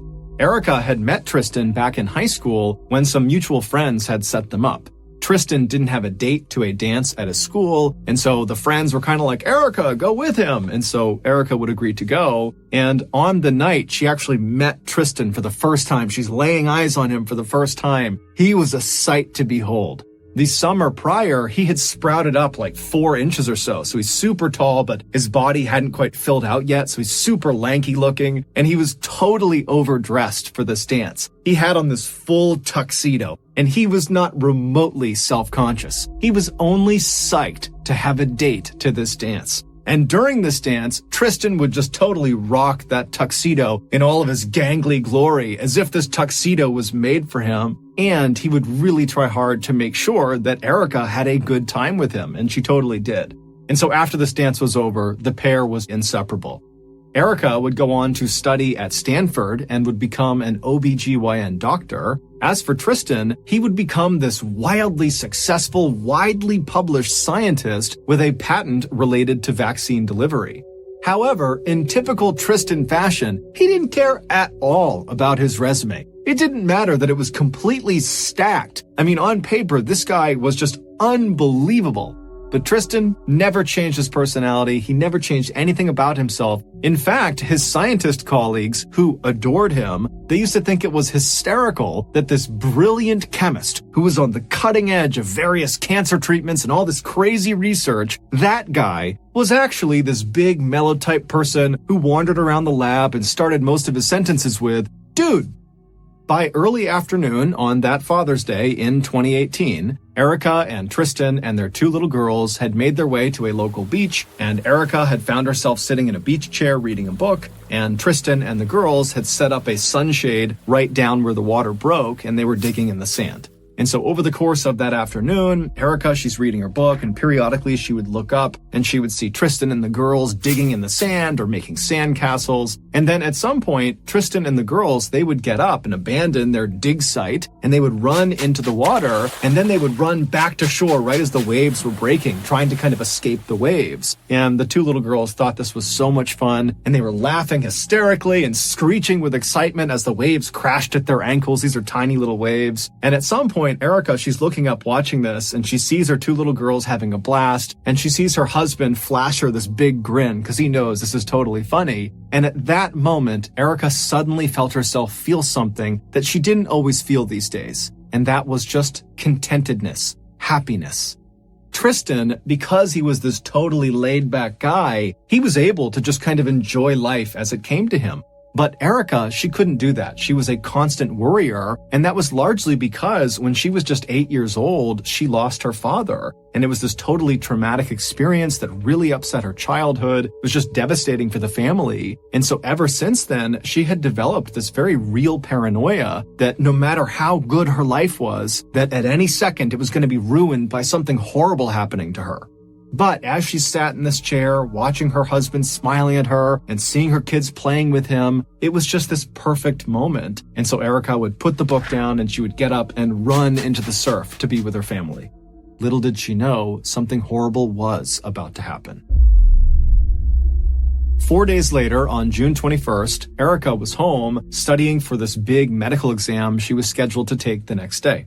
But at the house with her was her husband and her 2 little girls. And so the house was totally chaotic and loud, and it was obvious to Tristan as he looked over at his wife that she was really struggling to focus. And Tristan also knew that they were a week away from moving. They were moving to San Francisco. They had just put a deposit down on a house. They had some family up there, so it was a smart move to make. But they still had a lot to do for this move. And so Tristan's looking at his wife knowing that, the stress levels have got to be through the roof for her. And so Tristan decided he would just take the girls and head out for the weekend to make sure Erica had the time and space she needed to prepare for this test, and also just maybe to be alone and have some peace and quiet. And so Tristan made a couple of phone calls, and then after he was done, he talked to Erica and he told her that he had just made reservations at this campsite up in Malibu, California, Malibu is another beautiful Southern California town located about an hour and a half north of Orange County. It's where a lot of celebrities live. It's a very rich part of California. And he tells Erica that he had made reservations in this campground that's out there, and that he had called his brother-in-law named Scott, who had 2 young kids himself, ages 3 and 5, and they were all going to go there together and spend the weekend at this campsite. Now, Erica was very thankful for her husband for being willing to do this because she did need the time and space to study. But she immediately was just concerned about it because, Tristan, he would take the girls and go out on all sorts of adventures all the time, but he had never gone camping overnight without her there. And so her reaction was to worry about it. But Tristan, who knew his wife very well, told her, "Don't worry, I will take great care of the kids. It's a place that's totally public. It's an amazing campground. There's loads of people around. It's totally safe." And so eventually Erica was convinced, and so Tristan began packing the car with all the camping supplies and the kids' toys and the kids' bikes. And as he's doing that, and the girls are really excited about this camping trip, Erica still found herself thinking, I hope they cancel this trip, because she just couldn't help feeling like something bad was about to happen to them. But Tristan did not cancel the trip, and after the car was all packed and the girls had been tucked into their car seats in the back seat, Tristan kissed Erica goodbye and said he would see her in a couple of days and good luck on your test tomorrow. And with that, Tristan hopped into the car, he backed out of the driveway, and Erica watched as he pulled up the road and headed north towards Malibu. After studying well into the night, Erica finally went to sleep, and then the next morning she got up early because she was nervous about the test, she was anxious about her husband and her kids, and so she's up early and she's getting ready, and as she's getting ready, she hears a loud knock on the front door. She looks at her clock and she sees it's 6:45 in the morning, and there was no reason for anybody to be knocking on her door that early in the morning, maybe unless it was Tristan, but he wouldn't be knocking on the door, he'd just be coming inside. And so apprehensively, she walked out of her room and went to the front of the house, and then she opened the front door. And as soon as she saw who was standing there, she knew something was wrong. Erica would later reflect on this moment when she opened the door, and even though it didn't make sense and it was irrational, she would sometimes think to herself, what if I had just never opened the door? Would this nightmare have really happened? But Erica did open the door, and standing out there was her sister-in-law, Priscilla, who was there unannounced. She lived an hour and a half away, and she looked very frazzled and upset, and she would give Erica absolutely heartbreaking news. News that was so earth-shattering that Erica literally couldn't comprehend it. Like, this cannot be true. There literally has to be a mistake. But there was no mistake. Erica would not take her medical exam that day. Instead, she would hop into the car with Priscilla, and they would drive to Malibu. The day before, Tristan and his 2 little girls, after driving for about an hour and a half, arrived in Malibu at the entrance to the Malibu Creek State Park. Now, when most people think of Malibu, they just think of the beautiful properties lining the beach. They think of celebrities and rich people and exclusivity. And that's all true, but what a lot of people don't know about Malibu is that just outside of the kind of main Malibu area is this totally wild area, this very rugged terrain, all these canyons, all these heavily forested areas. It all kind of butts up against the outside of Malibu. And in this totally rugged area is where the Malibu Creek State Park is. So Tristan and Scott, they arrive at the gates of this park that leads into this wilderness, and they check in with the park rangers up front, and they are directed to their respective campsites that they had reserved. They had reserved 2 sites right next to each other. And all a campsite is, usually, is just a square little plot of land with nothing in it, and it's a place where you put your tent on, and sometimes there's a fire pit inside of it. It's really sparse. And so Tristan and Scott, they thank the park ranger, they drive all the way across the campgrounds, they get to their designated spots, and right away Tristan's like, these are just not very good campsites. They were located right near the porta potties, so it kind of smelled bad, and there was lots of foot traffic right in front of their sites, and their site was kind of at a tilt too, so just overall it was not ideal. And so Tristan said this to Scott, and Scott decided he would just go talk to the park rangers again and see if they could change their campsites. And so he went to the front, talks to the park ranger, and they say, no problem. There's actually 2 open campsites on the other side of the park. We'll just swap your reservation. And so Tristan and Scott and the kids, they make their way to these other 2 campsites, and these are perfect. They're kind of tucked up at the base of this huge canyon. There are no porta potties nearby, so no foot traffic. It's very private, and the land was totally flat.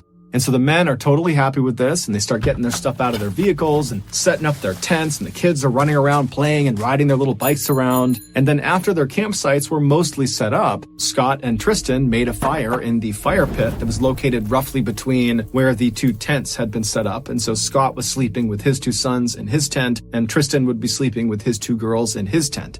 And so they get this big fire going, and then all the kids and the adults, they sit around the fire, and they start roasting hot dogs and making s'mores, which is marshmallow, chocolate, and graham cracker. And the dads are telling funny jokes and spooky stories too. And before long, the kids are just totally exhausted. And so Scott and Tristan both take their kids and put them to bed inside of their tents. And then after the kids are tucked in, the two men come back to the fire, and Tristan, who had packed pre-made cocktails, he pulls those out and he shares one with Scott. And then the two men just enjoyed each other's company, sat around the campfire, chatted for a while. It was mostly Tristan talking about his upcoming move to San Francisco, but Scott was happy to just listen. And then at some point, the two men were just totally exhausted, and they decided it was time for them to go to bed. And so they put out the fire. Scott would hug Tristan and tell him that he loved him, and then the two men would leave the campfire and go to their respective tents. As Scott climbed into his tent with his two sons, he turned and looked out the open flap of his tent across the fire pit towards Tristan's tent, and he saw Tristan climb into the tent with his girls. And so after he sees Tristan get into his tent, Scott zips up his own tent, and he lies down, and within 10 or 15 minutes, Scott is fast asleep. Just before sunrise the next day, so around 4:45 a.m., Scott suddenly woke up. He thought he heard a loud sound, but he couldn't place the sound, and so he's just laying there. It's still dark outside, and as he's kind of getting his bearings, he realizes one of Tristan's daughters is crying in her tent. Now, this was not cause for alarm necessarily, because Scott just thought, whatever she was upset about, Tristan would certainly calm her down any minute, and she'd be okay. But as Scott was laying there with his two sons sleeping right next to him, Tristan's daughter just continued to cry. Now, Tristan was a famously heavy sleeper, and so Scott was thinking, okay, he just must not be awake, and so that's why he's not able to comfort his daughter. And so Scott would carefully get up, he'd unzip his tent, he'd be careful not to step on his sons. He went outside, and outside it's cold, it's dark, he cannot see inside of Tristan's tent. There's no windows on it. And so he just walks over, and by the time he gets to the tent, he can hear clear as day Tristan's daughter is still crying. And so Scott kind of loudly but still whispering says, "Hey, Tristan, wake up." But Tristan doesn't wake up. And so with Tristan's daughter still crying right on the other side of the nylon of this tent, Scott decides to just open the tent up and look inside. And so he walks around to the front of the tent, he unzips the tent, and he looks inside. Now, it's too dark, he can't really tell what he's looking at, but even with the minimal light, he could tell that Tristan was clearly still sleeping right in the middle of the tent, and positioned on either side of him was his 2-year-old daughter and his 4-year-old daughter. And from the looks of it, the 2-year-old was crying, and the 4-year-old, who was also whimpering, was doing her best to comfort the 2-year-old. And so Scott's looking in, wondering what's going on, when the two little girls, they turn and look up at Scott, and when they see him, they just start saying, "Wet, wet, wet." Now, Scott doesn't know what they're talking about. He's starting to get a little bit flustered because he thinks something's wrong. And so he reaches in and just starts shaking Tristan, saying, "Hey, wake up." But as soon as he did that, he could tell Tristan's not sleeping. Tristan is dead. And his two little girls are sitting in a pool of his blood. Right before Scott had woken up, someone who was standing near the campsite had fired a gun several times, and one of their bullets went into Tristan's tent and struck him right in the head as he slept next to his daughters. Roughly 2 hours after Tristan was killed, Priscilla showed up on Tristan's doorstep to tell his wife, Erica, what happened, that her little girls were about to grow up without a father, just like she did. This news absolutely destroyed Erica. A 42-year-old man named Anthony Rauda would be arrested and charged with Tristan's murder. Rauda had a long criminal history, and at the time of Tristan's murder, he was living illegally in this park up in the canyon nearby, and when he was arrested, he was in possession of a gun that was ballistically linked to the bullet that killed Tristan. His trial is still ongoing because Rauda keeps firing his defense attorneys, which delays the trial. While Rauda has said he's innocent, he didn't do this, his behavior in court so far has not made him look any more innocent. He has been so violent and erratic during the initial court proceedings that when he goes into court, they have to strap his wrists and his legs into a chair and put what's called a spit hood over his head, which prevents him from spitting on people and biting people. Assuming he was the shooter, that he was responsible for shooting Tristan, which most people believe he was, and there really is an enormous amount of evidence that supports this, but again, his trial is still ongoing. But if we assume he was the shooter, the theory is it was completely random. He did not know Tristan. He basically just fired his gun either intentionally into the tent or recklessly, and he just happened to fire into the tent. But either way, one of his bullets struck Tristan in the head and killed him, meaning Tristan was literally just in the wrong place at the wrong time. And if this case wasn't heartbreaking enough, one more distressing detail is that this shooting was not the first shooting in or around this campground. In the year leading up to Tristan's death, there were an astounding 6 other shootings, 2 of which happened literally in the campground right where Tristan was killed. Now, none of these other shootings were fatal, but in all 6 cases, the shooter or shooters were never caught, and the Malibu police just kinda didn't investigate.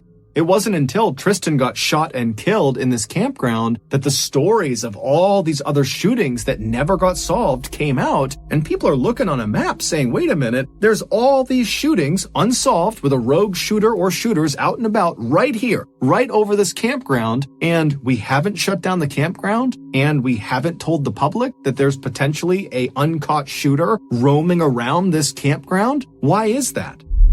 In the meantime, Erica has filed a $90 million lawsuit against several agencies, saying that her husband had no idea there was this threat of an uncaught shooter at that campground, and had authorities put any sort of warning up, Tristan never would have taken his kids inside of that park, and he would be alive today. Her lawsuit is still ongoing. On Wednesday, June 7th, 2023, Anthony Rauda was sentenced to life in prison for second-degree murder of Tristan Beaudet and 3 counts of attempted murder, including 2 involving Tristan's daughters.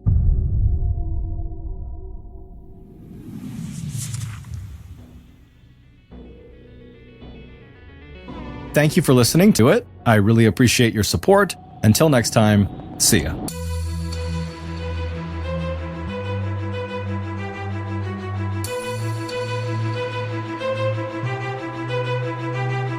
Today's podcast will feature 2 camping horror stories. The audio from both of these stories has been pulled from our main YouTube channel and has been remastered for today's episode. The links to the original YouTube videos are in the description.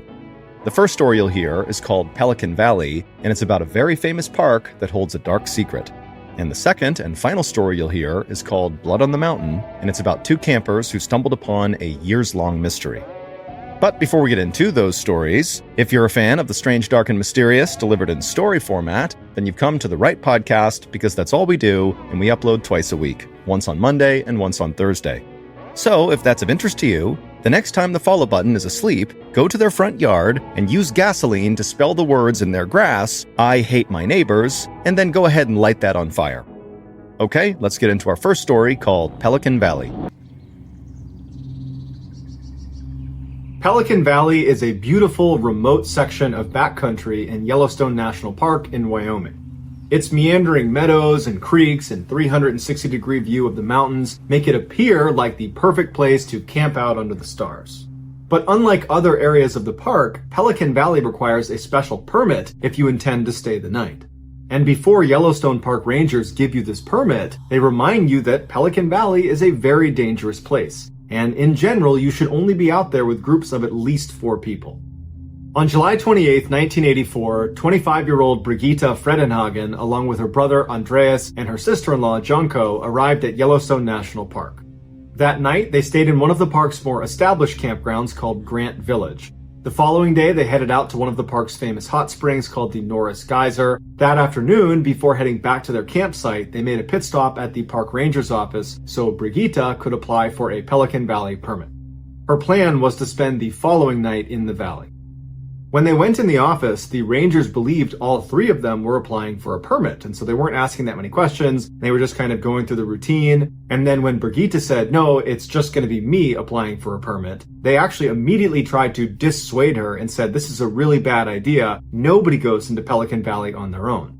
But Brigitte assured them that she was an experienced camper, she understood the risks, and she still wanted to go on her own. And Andreas and Janko, who were standing behind her, kind of echoed that sentiment and said, no, she's really good. She knows what she's doing. The park rangers were not thrilled with her plan, but they ultimately decided, you know what, if she wants to go, she can go. They just asked her to show them on a map where she intended to camp, so if they needed to, they could come and check on her and make sure she was okay. And so she pointed to a section on the map, and they handed her her permit, and then she, along with Andreas and Janko, left the office and headed back to their campsite. The next morning, the trio got up early and they hopped in the car and drove to the Pelican Valley trailhead. They parked their car, they got out, and they began walking into Pelican Valley as a group. After a few miles, as planned, the group stopped, at which point Andreas told Brigitte that they were going to head back now and that they would meet her tomorrow at the trailhead where they parked the car. They said their goodbyes, and then Andreas and Janko turned around and started walking back towards the car, and Brigitte carried on into the wilderness. The following day, Andreas and Janko arrived at the trailhead to meet Brigitte, but she didn't show up. And after a couple of hours, they grew very concerned, so they called park rangers and asked them, have you seen Brigitte? And they said no, but we'll go take a look. The area Brigitte had told park rangers she was going to be camping was inside of a densely forested area right next to a large meadow, which meant as park rangers came up to check on her, they would not actually be able to see her until they were practically right on top of her. So the park rangers made their way through the meadow and into the forest before they started yelling for Brigitte, but she didn't yell back, and then at some point they reached the area where she had said she was camping, and sure enough they found her tent. But it was a very odd scene. When they came up to the tent, they could see there was a big tear in one side.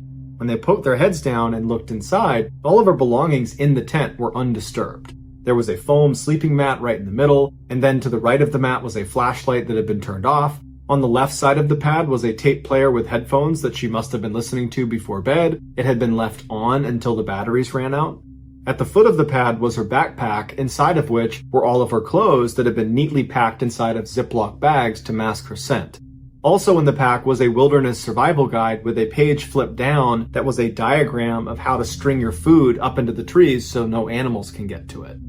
The rangers looked around the backside of the tent about 2 meters away, and they found her sleeping bag perfectly flat on the ground as if it had been laid out to dry in the sun. But upon closer inspection, they found it had 2 puncture marks, one that was up near the neck of the bag and the other that was near the torso, but there was no blood on the bag.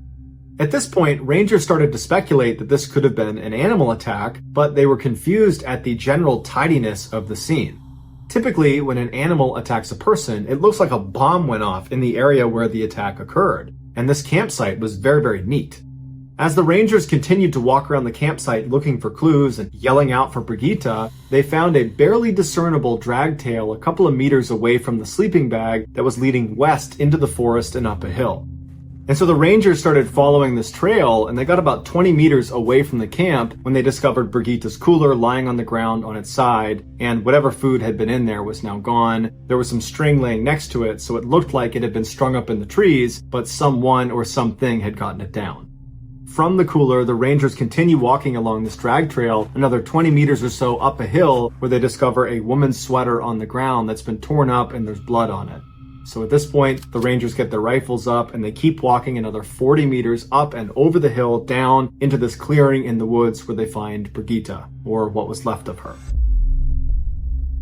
No one knows exactly what happened to Brigitte, but the theory based on physical evidence is this. After setting up her campsite, Brigitte climbed inside of her tent, got inside of her sleeping bag, and then put her headphones on to listen to music.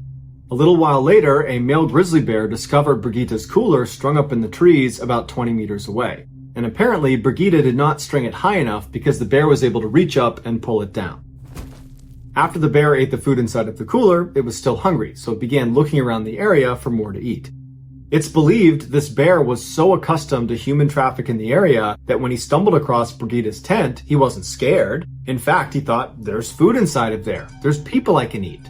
So this bear quietly lumbers over to the side of the tent, it reaches up and cuts the nylon with its paw, then it puts its head inside and bites down on Brigitte's skull and begins dragging her away.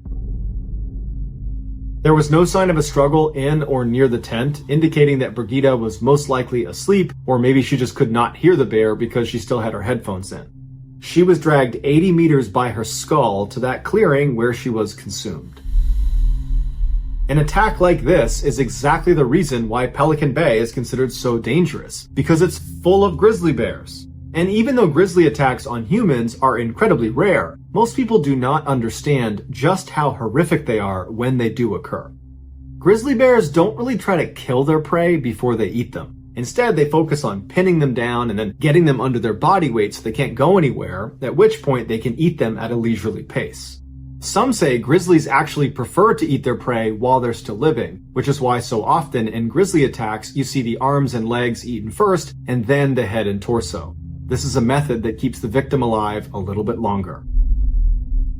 Unfortunately, there was so little left of Brigida that investigators could not pinpoint a time of death. However, because this bear broke normal behavior and intentionally targeted a human, there's a good chance he savored that meal.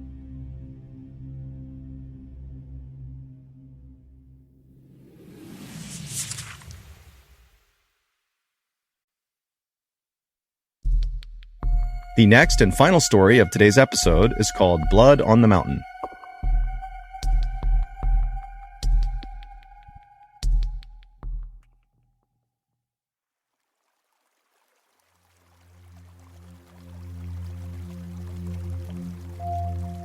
On the afternoon of May 6, 2008, a 54-year-old man called Ricky Williams stood on the riverbank casting out his line into the waters of Dismal Creek in western Virginia.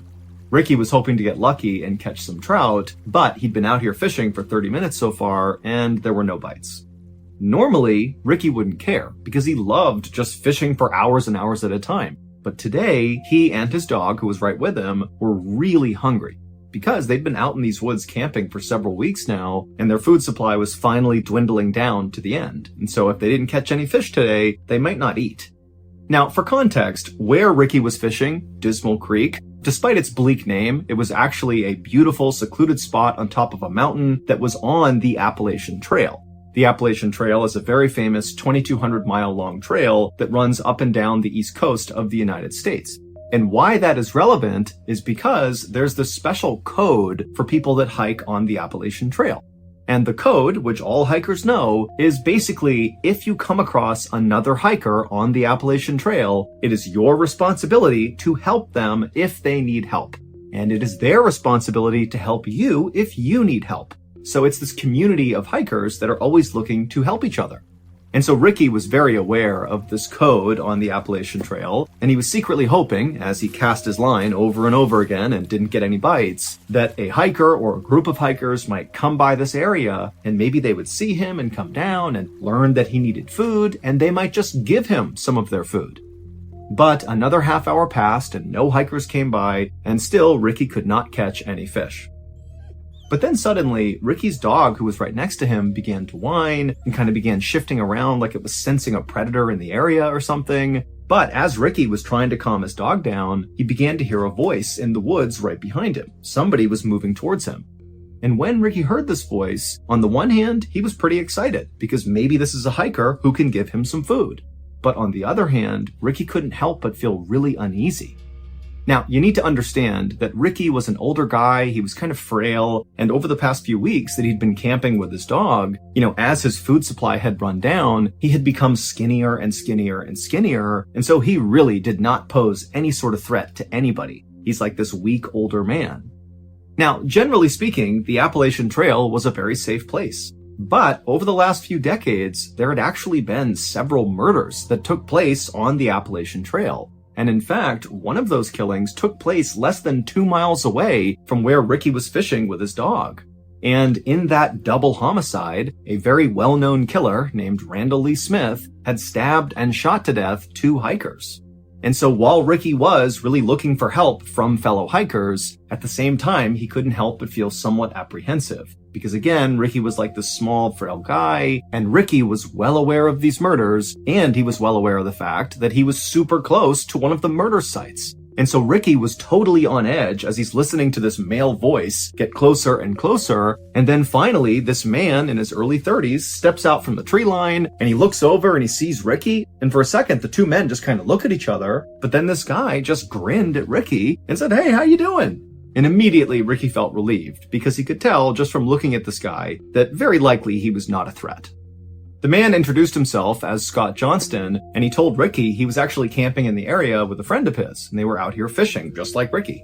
And Ricky pretty much immediately said, "Oh, great, nice to meet you. Do you have any food for me?"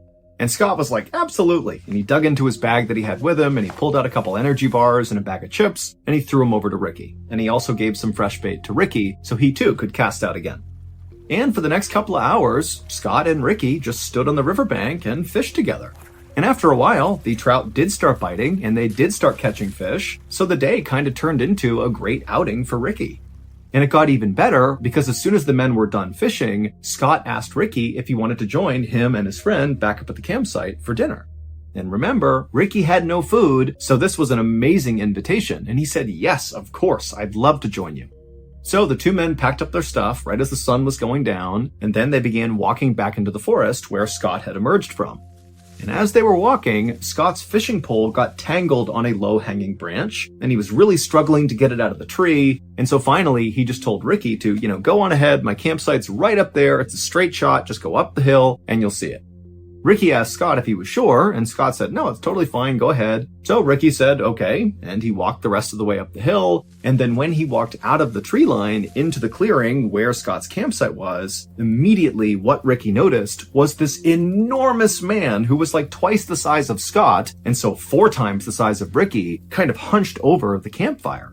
And this huge man, who presumably was Scott's friend, he heard Ricky walk into the circle, and remember, it's nighttime and they're kind of in the middle of nowhere, and so this guy, he turns his head around and sees this strange man just standing there, and Scott's nowhere to be found, and so this guy, he grabs a club, like a piece of wood, and he looks at Ricky kind of menacingly, like, "What are you doing here?" And Ricky, who was so caught off guard by just how big this guy was, he put his hands up and he said, "I'm so sorry, Scott sent me up here. I don't know if this is the right site. I'm sorry." But just at that moment, Scott had finished untangling his fishing line, and he came out of the tree line and he patted Ricky on the back and he said, "Oh, you've already met my friend Sean." And as soon as he said that, Sean looked like he basically let his guard down. He put the wood down and he stopped glaring directly at Ricky. But Ricky felt like Sean was not happy that Ricky was in his campsite, even though clearly Scott is the reason that Ricky is in this campsite. And so Ricky just felt really uncomfortable. And at the same time, Scott is ushering Ricky closer to the campfire to take a seat next to Sean. Sean's a great cook. He'll cook up this fish for us. It's going to be great. Take a seat. Ricky felt kind of annoyed that Scott was really forcing him to stay, but Ricky didn't want to be rude and just kind of abruptly leave, so he did take a seat next to Sean, who definitely was not excited to be sitting next to Ricky, and Ricky just kind of sat there waiting to see what would happen next.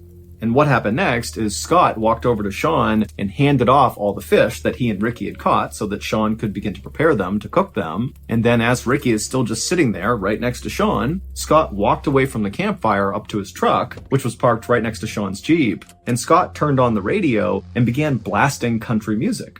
And when Ricky heard this music, he kind of winced because to him, part of the reason the outdoors, the Appalachian Trail, being out in nature, part of the reason it was so wonderful was for the peace and quiet. And so it felt kind of like borderline disrespectful to be out in the middle of this beautiful place, blaring country music. And so to Ricky, he just couldn't help but feel like there's something off about these two guys. They just seem really disrespectful and kind of pushy and maybe aggressive. And so Ricky is just not happy. But again, Ricky didn't say anything and didn't attempt to leave because again, he's really hungry and so is his dog and he needs to eat that fish. A moment later, Scott walked back from the truck and took a seat next to Sean, and then he, along with Sean, pulled out their knives and began deboning the fish. And as they were doing this, Ricky again is just kind of sitting there doing nothing, and so he kind of meagerly asked, "Hey, can you give me a knife and I'll clean a fish?" But Sean and Scott kind of waved him off and said, "Don't worry, we got this." And so Ricky just continued to sit there nervously as all he could watch was the flashing of the light bouncing off their blades.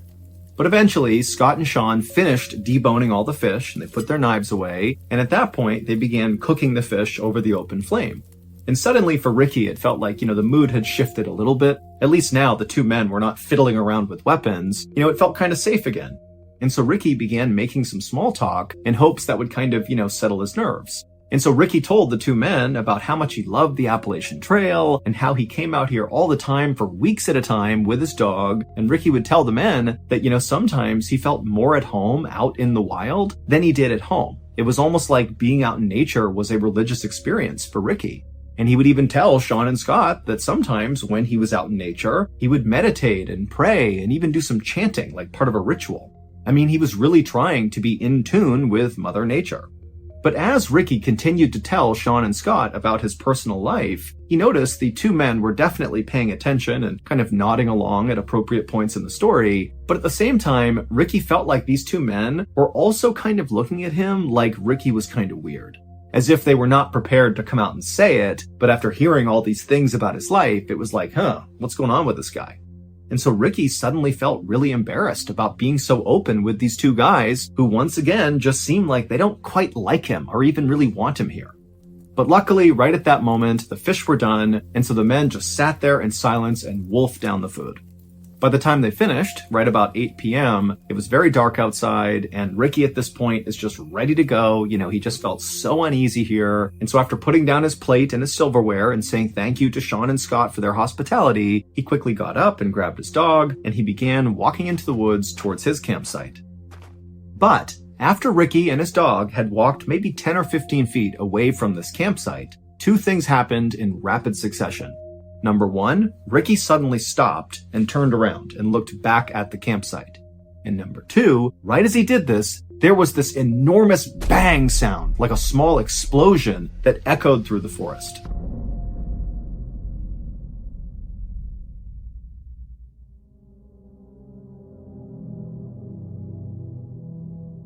About 30 minutes later, and about 4 miles away from where Ricky and Sean and Scott had been, there were these two women who were in their house eating dinner when they heard this sudden frantic knocking on their front door. Now, these women live in a very isolated part of the country, and so the women were very concerned. One of them rushed over to the phone just to be ready to call the police, while the other very carefully made their way towards the front of the house, and they kind of peered out the window, but they couldn't see anything outside. It was too dark. And so they went to their door, which was still getting pounded on by whoever was out there. And the woman, she unlocked the door and she opened it just a crack. And what she saw nearly made her faint.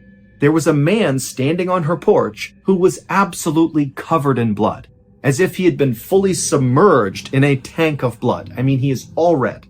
And the man had his hand over his neck. And the woman who opened the door, she looked at him and she saw that there was this rhythmic pulsing of blood pumping out of his neck that was in time with his heart.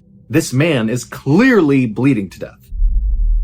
And so the woman, she screamed for the other woman to please call 911. We have someone who's dying here. And so she began calling 911. And then the man on the porch just said, please help me. And then he said something about Dismal Creek. And then he collapsed.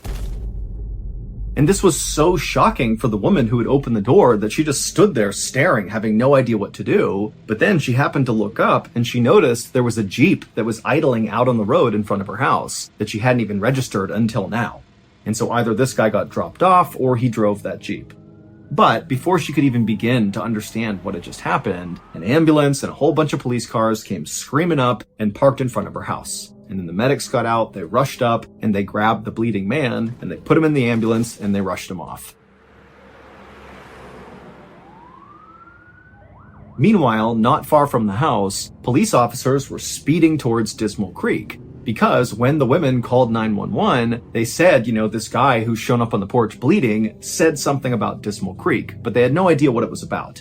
And so instead of trying to wait to figure out what was even going on, police had basically said, let's just go to Dismal Creek and look around and see if we can figure out, why someone would leave that area and show up at this house covered in blood. But as the police were making their way up this winding mountain road, they saw a truck bombing down the road coming straight at them. And the truck, they initially hit their brakes and did kind of attempt to get out of the way of the police cars. But after this truck had basically come to a stop, the driver of the truck just hit the gas all over again, and they veered wildly off the side of the road into an embankment, and they crashed and flipped several times and then came to a stop. And the police officers who had veered to the side of the road to avoid getting hit by this truck, they just watched this happen and they couldn't understand why the driver had gunned it again after stopping and then seemingly intentionally drove off the road. It almost seemed like the driver was trying to crash. And so the police, they got out of their car and they approached the wrecked truck with their guns drawn. But when they looked into the vehicle, they saw there was a single occupant, the driver, and he was still somehow alive. So the police got him out of the vehicle and they called an ambulance, but they actually sent an officer with the ambulance to escort them because the police were actually pretty suspicious of this truck driver. Because remember, they were going up that road to get to Dismal Creek to see what had happened there that would lead to another man showing up on somebody's doorstep in the middle of the night covered in blood.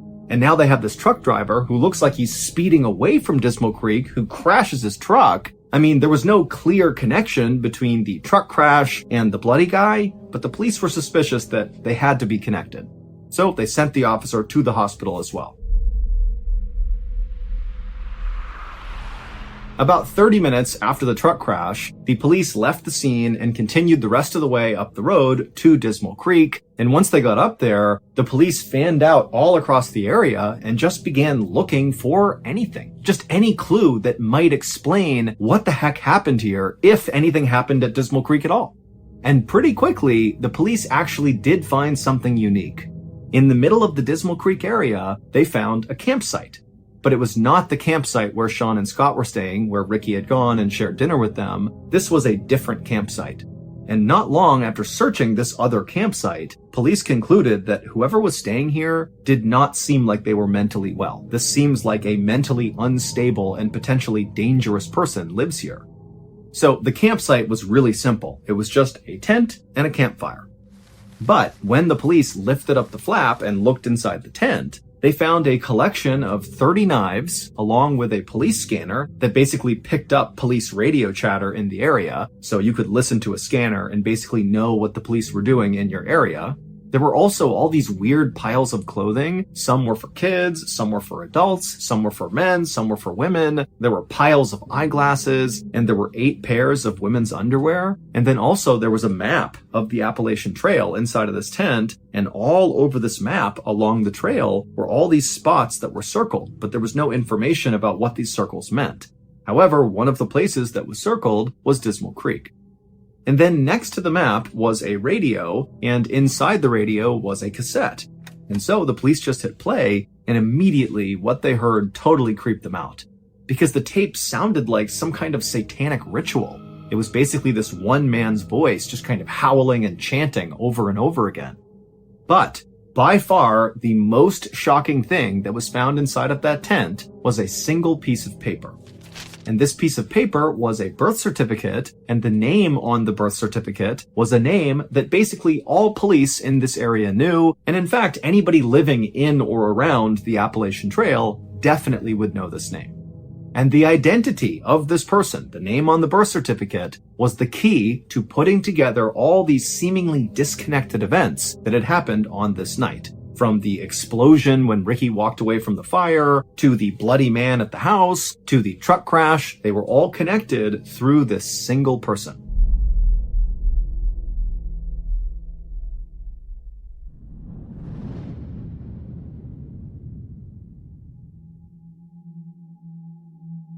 A few hours earlier, after Ricky had gotten up and walked away from Sean and Scott's campsite, and then after barely making it onto the trail, he had turned around and there was that loud explosion. Well, at that point in the story, Ricky, who's now looking back at the campsite and looking at Sean and Scott, he can see that the two of them, they've heard the sound too, and they were now staring at each other with looks of absolute shock and terror on their faces. But then Ricky watched as Sean reached up and touched his face, and he put his hand out in front of his face and it was covered in red. And the reason for that was because Sean had just been shot in the face, because that loud explosion was the sound of Ricky shooting his gun at Sean. And as Sean and Scott stood there staring at each other in absolute disbelief, Ricky, who's still in the tree line, ran towards the fire and just kept on shooting. And so Sean, at this point, as he sees Ricky coming into the campsite, he stands up and kind of staggers back and falls on the ground. But Scott, who's not hurt at this point, he just gets up and starts running away from the campsite. And Ricky turns his attention towards Scott and he shoots at him and he hits him straight in the neck and also in the back. But somehow Scott just kept on running despite these horrible wounds. And so Ricky watched as Scott disappeared into the woods. And then Ricky turned back to Sean, who's laying on the ground and can't go anywhere. He's been shot in the face. And Ricky just casually raised his gun and shot Sean right in the chest. But amazingly, Sean, after getting shot the second time, it created what must have been the most extreme adrenaline rush ever, because he jumped up to his feet and right in front of his attacker, he just turned and sprinted to his Jeep. He hopped inside, fired it up, and just sped away as fast as he could.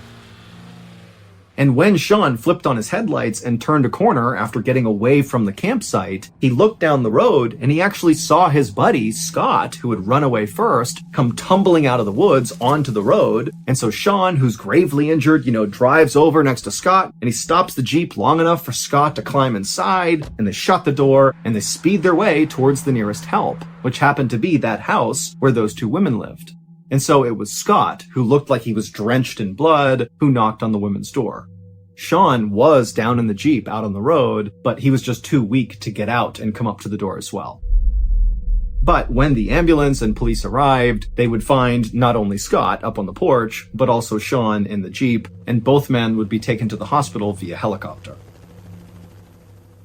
And then as for the man who was driving the truck down the road away from Dismal Creek, who then crashed right in front of the police, well, the driver of that truck was Ricky Williams. However, that was not his real name. There was no Ricky Williams. That was the name he just used. His real name, which was on the birth certificate that police found in that other campsite inside of the tent, was Randall Lee Smith. The same infamous Randall Lee Smith who had murdered those two hikers not far from Dismal Creek. That double homicide had happened in 1981, and Randall was caught and convicted. But he was paroled 15 years later in 1996 for good behavior. And for 10 years after that, Randall lived with his mother and he wore this electronic bracelet and, he followed the rules. But by 2008, his electronic bracelet had came off, and even though Randall had attempted to continue living with his mother, it just wasn't tenable, he didn't have enough money, and so ultimately he packed up his things, grabbed his dog, and moved out onto the Appalachian Trail. And on May 6th, 2008, when Sean and Scott arrived in Dismal Creek to go fishing, Randall was waiting. Nobody has any idea why Randall murdered those two hikers back in 1981, or why he targeted Sean and Scott in 2008. All we know is that Randall Lee Smith was very mentally unwell and very likely viewed the Appalachian Trail as like his sacred place. This is his home. This is the place he loves more than anything. And so maybe, he felt like Sean and Scott had somehow disrespected the Appalachian Trail, and that was enough to attack them. Now, we know Sean and Scott did not do anything intentionally disrespectful to Randall because, amazingly, Sean and Scott survived this attack. And they would say that when they saw Randall, they just felt bad for him. They thought he was like this alcoholic drifter who didn't have a home of his own, and so he was just living out in the woods on the Appalachian Trail. And so they didn't judge him. Instead, they really did just want to give him some food and spend some time with him and make him feel human again. That was it. And because Randall appeared to be this kind of small, older man, Sean and Scott, who were, very big and imposing, they didn't feel threatened by this guy. As for that bizarre other campsite that police found up around Dismal Creek, the one that contained all those knives and the birth certificate, well, obviously, that was Randall's campsite. And that weird cassette tape that they listened to that sounded like a satanic ritual, that was Randall going through his meditations and chants that he would do when he was out in the middle of nowhere. It was like his way of respecting Mother Nature and the Appalachian Trail. And then all those items that were found inside of his tent, the different clothes and the eyeglasses and the women's underwear, it's believed those could be Randall's other victims. However, when police pulled DNA samples from all of those items that were found inside of his tent, like the clothes... Today's podcast features 3 camping horror stories. The audio from all of these stories has been pulled from our YouTube channel and has been remastered for today's episode. The links to the original YouTube videos are in the description. The first story you'll hear is called Sleep Well, and it's about a teen solo hiker who has a terrifying encounter out in the wild. The second story you'll hear is called It Started with a Whistle, and it's a story that sounds like an urban legend, but it actually happened. And the third and final story you'll hear is called Thorns, and it's about a woman whose very strange dream becomes a reality. But before we get into today's stories, if you're a fan of the strange, dark, and mysterious delivered in story format, then you've come to the right podcast because that's all we do, and we upload twice a week, once on Monday and once on Thursday. So if that's of interest to you, please sneak under the Amazon Music follow button's chair and tie their shoelaces together. In April of 2020, a 17-year-old named Sam, who was an avid outdoorsman, decided to go on a one-night hike in the Superstition Mountains in Arizona. The mountain's name has a bunch of supposed origins, but the one that's generally accepted is people are afraid of the Superstition Mountains because of all the mysterious deaths that have occurred there. And so because people would avoid these mountains in fear of mysterious death, it became these Superstitious Mountains. But Sam was not superstitious and regularly came out here to go hiking, in particular on this 8-mile loop that went through a canyon. And so this one night overnight he planned on doing was going to be on that 8-mile loop where he'd do 4 miles in, camp out, and then 4 miles back. And he planned to do it with a friend, but his friend at the last minute canceled, and so Sam teetered on not even doing it, but ultimately decided, okay, I'll just do it by myself because I'm very familiar with this area. On the day he was supposed to go do this hike, he had planned on getting there early in the day to have maximum lighting, but due to some unforeseen circumstances and traffic and bad road conditions, he didn't get to the trailhead until 5:45 p.m. that night. Sam knew it was a bad idea to start this hike so late because he was going to run out of daylight. He probably was not going to make it 4 miles to the point where he planned on camping out, but he figured with his good health and fitness, he could probably quickly make his way to the 2 or even 3 mile mark, and there were some suitable campsites there. And so he decided he would kind of risk it and just try to go as fast as he could and use the daylight he had to reach a suitable campsite. But he wasn't able to move as fast as he thought he could, and soon the sun was down and it's totally dark and he's got his flashlight, but that only is able to shine like 10 feet in front of him. And then at one point he nearly falls off of this rock, and he knows had he fallen, he would have gotten really badly hurt, and he's 15 miles away from the nearest help, and he's in a bad cell phone service area, and the roads getting out here are treacherous. No one knows exactly where he is, and it dawns on him that you've made a pretty bad choice and you should stop right now and make camp here and not try to risk it any further. And so as it happened, where he was, there was this forest right nearby, and he could see there was a clearing about 30 feet off the path when he shined his light. And so he walked into that clearing, and he found it was a great spot to make camp. And in fact, on the edge of this clearing was the remnants of a fire pit. It was very old, but it at least showed someone had camped out right here, and they seemed to have made it just fine. So suddenly he was feeling pretty smart, and he felt pretty good about where he was staying for the night. Now, Sam intentionally did not bring a tent. He liked to sleep on a sleeping pad with a sleeping bag over that, and then he would string up a tarp over the top of him in case it rained. And since this clearing was surrounded by a bunch of pine trees, he was able to string up his tarp over the top, and it was perfect. And pretty soon he had a fire going, and then he cracked open a can of beans and he began eating his dinner. And as he was eating, he started to get a sense that something was off, something was not right.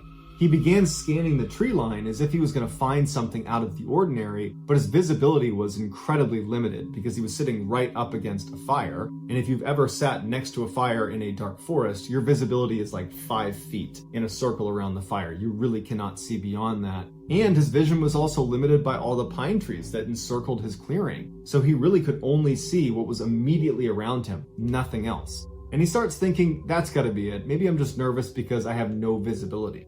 But as he's rationalizing this kind of bad gut feeling, a rock the size of a marble comes soaring into the campsite and lands at his feet. And he looks down at the rock, and immediately he connects that to that sense of dread he had. And he's looking around a little more aggressively now, but again, his vision is very, very limited. And so for the next 15 minutes, Sam is really aggressively scanning the tree line and listening really intently, and he doesn't hear anything, he doesn't see any more rocks get thrown. And so he begins to rationalize and convince himself that there's nothing wrong here, that feeling I have, oh, don't worry about that. He starts telling himself, I must have kicked a rock, that's what it is. Or maybe a rock fell off a tree. But either way, it's something totally explainable and you got nothing to worry about. And after a little while, he convinced himself and he got into his sleeping bag under his tarp and he went to sleep. A couple of hours later, Sam wakes up and he has that same sense of dread, and now it's back with a vengeance. And he can't hear anything, he can't see anything, but he's definitely feeling like something is wrong. And at that moment, as he's listening really intently and looking really carefully, he hears the sound of rustling leaves. It sounds like someone walking through leaves about 30 or 40 meters away from his campsite. And initially, he can't tell if this person or animal is walking towards his campsite or away, but over the next 30 seconds or so, the sounds start to fade, and he convinces himself that, okay, they've left and everything's fine. But just in case, he wanted to grab his flashlight and shine it in that direction, and so he reaches next to him where he had left it when he had gone to bed a couple hours earlier, and he can't find his flashlight. And he's looking around for it, and he can't find it, and he's like, man, that's weird, I had it right here, right next to my body, and it's not here anymore. And that's when the alarm bells start going off in his head, because the only way this flashlight moves is if he moved it. And if it's not here, how did it move? And so he jumps out of his sleeping bag, he ducks out from under the tarp, and he's looking around on the ground in the immediate vicinity of where he was sleeping to find this flashlight. And as he's looking, out of the corner of his eye, he sees some light. And he turns his head, and in the same direction that he had heard those footsteps, those rustling leaves, when he was still laying down, he sees his flashlight laying on the ground about 10 meters away. Which means someone or something had been less than a foot away from him to get this flashlight that was right next to him while he was fast asleep and totally helpless, and had moved it all the way over there. And immediately, Sam thinks to himself, that's a trap. They are trying to lure me away from my campsite. Suddenly, he felt so scared he wanted to vomit, but he knew in order to survive this situation, he needed to keep his wits about him. So he puts his boots on and he grabs his knife, and he knows he's not leaving this campsite. In fact, he's going to build the biggest fire he can. He's going to stoke that fire as big as he can get it, and he's not going to go anywhere near that flashlight. For the next several hours, Sam just stood in the middle of his campsite holding his knife, preparing to confront whatever the heck is out in the woods. And over those several hours, he would hear footsteps approach his campsite, turn around, and leave. Every time the fire got lower, he noticed they would come closer and closer and closer, and when he would stoke the fire, they wouldn't come as close. But at about 3 a.m., he ran out of firewood, so unless he went into the woods to get more, he'd be out, and he's certainly not going into the woods. That's the whole point, is to avoid the woods where this thing is. And so as the fire died down, Sam prepared himself mentally for whatever happened next, because he knew that with that fire gone, this thing was comfortable coming all the way in, coming all the way up right next to him to get the flashlight. And so finally, he hears the footsteps approaching, and before this, the closest they had come was maybe about 15 meters away. They were far enough away it didn't feel intimate. It was terrifying, but he had some distance. This time, they walk right up to about 3 meters away, but they intentionally come behind the thickest group of trees, so he can't see them, and it's still dark outside, and he's in that bubble of light near the fire, so he's blind to whatever's on the other side of those trees, but he knows they're there, and they've stopped. And for 2 hours, this poor kid is standing in the middle of this campsite, facing in the direction of whatever is behind the trees. Probably his imagination is going crazy at this point with what could be behind those trees, just waiting for whatever happened next. But ultimately, the only thing that would happen is the sun would eventually come up, and right before it actually popped over the horizon, this thing on the other side finally moved, it turned around and ran away, and it did not come back. And so when the sun finally did come up, Sam didn't just charge out of there because he's still thinking there could be a trap. He waited until it was totally full sunlight, and then he packed up everything he had, and he practically sprinted back to the parking lot, back into his car, and he drove nonstop for 20 miles until he got to a gas station where he could park and collect himself. And when he got there, he got out of his car, and he went in and he got a drink, and when he came out, he noticed someone had written something on the dust on the back window of his car. And he walks over and it just says, "Sleep well?" ?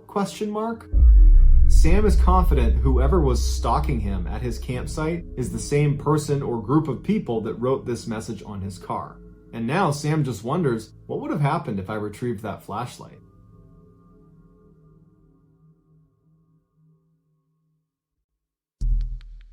Our next story is called It Started with a Whistle.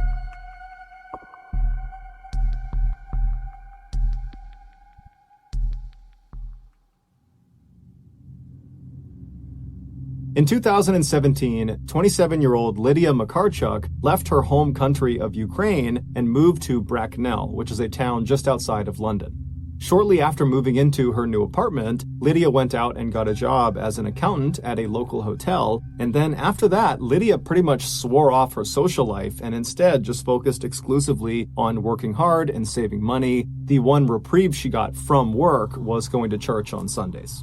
2 years later, Lydia was at her church enjoying the coffee hour that always followed the Sunday sermon when another member of her church, who she didn't really speak to, this 41-year-old man named Norbert Varga, approached her and kind of awkwardly complimented her shoes. And she was so flattered by this that it opened up a friendly conversation between the two of them. And during this conversation, Lydia was pleasantly surprised to find out that Norbert was an expat too. An expat is someone who lives outside of their native country.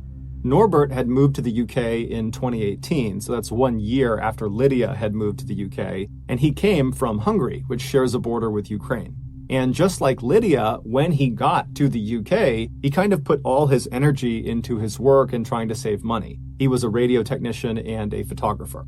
And so the two spend the rest of this coffee hour chatting and enjoying each other's company. And then afterwards, when they left the church and they both got home, they both found themselves thinking about the other. There was clearly an attraction there. And so the following Sunday, they both very eagerly rushed back to church in order to spend more time together. And sure enough, during that coffee hour, they spent the whole time together just chatting it up. And then afterwards, they exchanged phone numbers and made plans to get together outside of church. They were going to go on a date. And so the rest, as they say, is history. 2 years after Norbert complimented Lydia's shoes, they got married in Bracknell. And while the wedding was great, unfortunately, none of Lydia's family members, who were all in Ukraine, none of them could attend the actual wedding. And so the newlywed couple decided the way they would handle that is their honeymoon would be spent in Ukraine. That way Lydia's family could celebrate their wedding as well. For a variety of reasons, this honeymoon trip to Ukraine kept getting pushed back, but finally in September of 2021, everything lined up, everyone was available, and so Norbert and Lydia rushed to the airport and they hopped on a flight. And during this flight to Ukraine, Lydia remembers being so excited specifically about her husband finally getting a chance to spend some time with her 29-year-old younger brother Miroslav. Lydia was very close with her brother, and so it mattered to her greatly that he and her husband had a good relationship. But to that point, because of the great physical distance between the UK and Ukraine, the two had really not had that much interaction, and so they really didn't know each other very well. And so this trip was really important to Lydia, and Miroslav, he really picked up on that because he put together this camping trip for the end of their stay in Ukraine, where he knew he'd be able to step aside with Norbert and chat with him and get to know him a little bit. And so that was kind of like the fail-safe, where if he and Norbert did not get a chance to speak all week because they were visiting with so many people, they would have a chance to at the end of the week on this camping trip. So after a few hours of flying, Lydia and Norbert touch down in Ukraine, and they make their way to Lydia's family's house where they're going to be staying for the week. And that night, and for the next several days, the couple was swamped with several family reunions and meetups with old friends that hadn't seen Lydia in years. And so Norbert and Miroslav were not getting any time to themselves, and Lydia really knew that. And so she and Norbert began looking forward to this camping trip because that not only represented a kind of peaceful break from the chaos of all these reunions, but it also did represent the one chance they knew Miroslav and Norbert would get to interact with each other. And so finally, September 15th, the end of the week, it came, and it was time to go on this camping trip. And so Lydia and Norbert and Miroslav and 9 other family members, they all packed up their tents and their camping belongings, and they loaded up a couple of cars, and they drove over to the base of the Carpathian mountain range. This mountain range, which stretches for nearly 1,000 miles across Eastern and Central Europe, are very popular amongst tourists because it's stunningly beautiful. Everything is green and lush, and there are these crystal clear lakes and breathtaking waterfalls and all these amazing animals running around, and there's no mosquitoes, and they have these really cool hikes that bring you up to these very impressive overlooks. And so that night, Miroslav had made reservations for this one campsite, this very popular campsite that was up in this clearing, not too far up the mountain, and it had this great view down to the forest below, and because it was in a clearing, it had this unobstructed view up to the sky, where in this area, you could look up and just see stars in every direction. And so when Lydia and the rest of this group arrive in the parking lot of this mountain range, they were all really excited to get up to this campsite and just enjoy being there. And so they park their cars, they get their gear out, they find the trailhead, and then they begin hiking up the mountain. And about 2 hours later, they arrive at this clearing. They find their campsite, which was marked by this small fire pit underneath a couple of trees. And so they go over and they set their tents up, and some people go out and get some firewood. And then before long, a fire was made, and this group of 12 people that had not seen each other in so long, they just sat down and began enjoying each other's company. They put tea on, they were swapping stories. It was really just this wonderful time. And then around 8 p.m., the sun started to set, at which point this huge group just stopped and enjoyed this beautiful sunset. And then once the sun had gone down, there were 2 kids that were there on this trip. And so they were put to bed in their tent. And then the remaining 10 adults just kind of hung out by the fire and enjoyed each other's company. And it was actually during this second half of the night that Norbert and Miroslav finally really got a chance to just chat with each other. So for about an hour, they were talking to each other, and Lydia is just watching this happen, and she couldn't be happier. This is like the perfect ending to this trip. And then around 9 p.m., Norbert stands up. Lydia sees him stand up, and he tells the group he's going to run back to his tent, which was a ways away from the campfire, and he was going to get his camera. And so Lydia said, okay, no problem. And she remembers watching him walk off into the distance, because when you're at the campfire, if you're looking away from the campfire, everything is pitch black in that direction. And so she watches him disappear into the darkness, and then she and her brother and everyone else just kind of turn back towards the campfire. And then all she remembers about what happens next is she heard a whistling sound. And at first, it was very faint. But it started to get very, very loud, and when it got loud, she tried to kind of figure out where it was, but before she could, suddenly something hit her in the face, predominantly hit her in the nose. And as soon as it did, she went blind, she went deaf, and then she felt herself on the ground, and she has no idea what's going on, and all she can remember thinking is, oh my God, something horrible has happened to me. I might die. I don't know what's happening, but I might die. And so she started praying for herself to survive whatever was happening to her. And then her hearing started to come back just a little bit. Her vision was still totally blurred. She could only kind of tell where the fire was because it was bright. But her hearing, it started to come back. And that's when she heard moaning coming from somewhere near her. And so she's thinking, okay, whatever horrible thing has happened to me has happened to other people too. And so instead of just praying for herself, she began praying for everyone who was at this campsite. And so as her hearing is getting louder and louder, and she's hearing more and more moaning and crying happening all around her, she suddenly hears her husband screaming her name. Her vision is still gone, but she knows it's him, and he lands right behind her, and he grabs her, and he's just repeating her name over and over and over again. And then Lydia manages to kind of choke out to her husband what happened. And there's a pause, and then Norbert says to her, "It's bad. It's really bad." It would turn out their campsite was on a battlefield from World War I, and buried underneath the soil right under their fire pit was an unexploded bomb from World War I. Meaning, for over 100 years, countless campers have arrived at this campsite and lit fires on top of this bomb that they couldn't see. And each fire gradually eroded the outer metal casing of this explosive until finally that night in September, with Lydia and 11 of her loved ones nearby, their little fire finally was it. It pushed through that last little bit of the casing, and it ignited the bomb, and it detonated.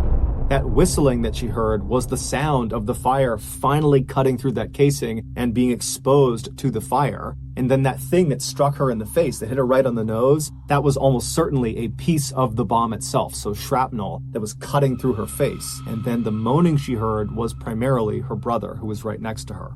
Lydia would be gravely wounded, but she would survive. As for her brother and another man who was not named, they would not survive.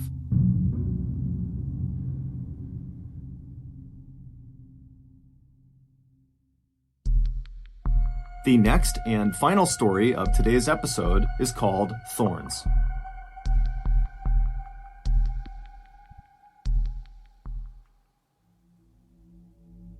In 2012, a 22-year-old woman named Simone was living in a small winemaking village called Rüdesheim am Rhein, which is located in southwestern Germany.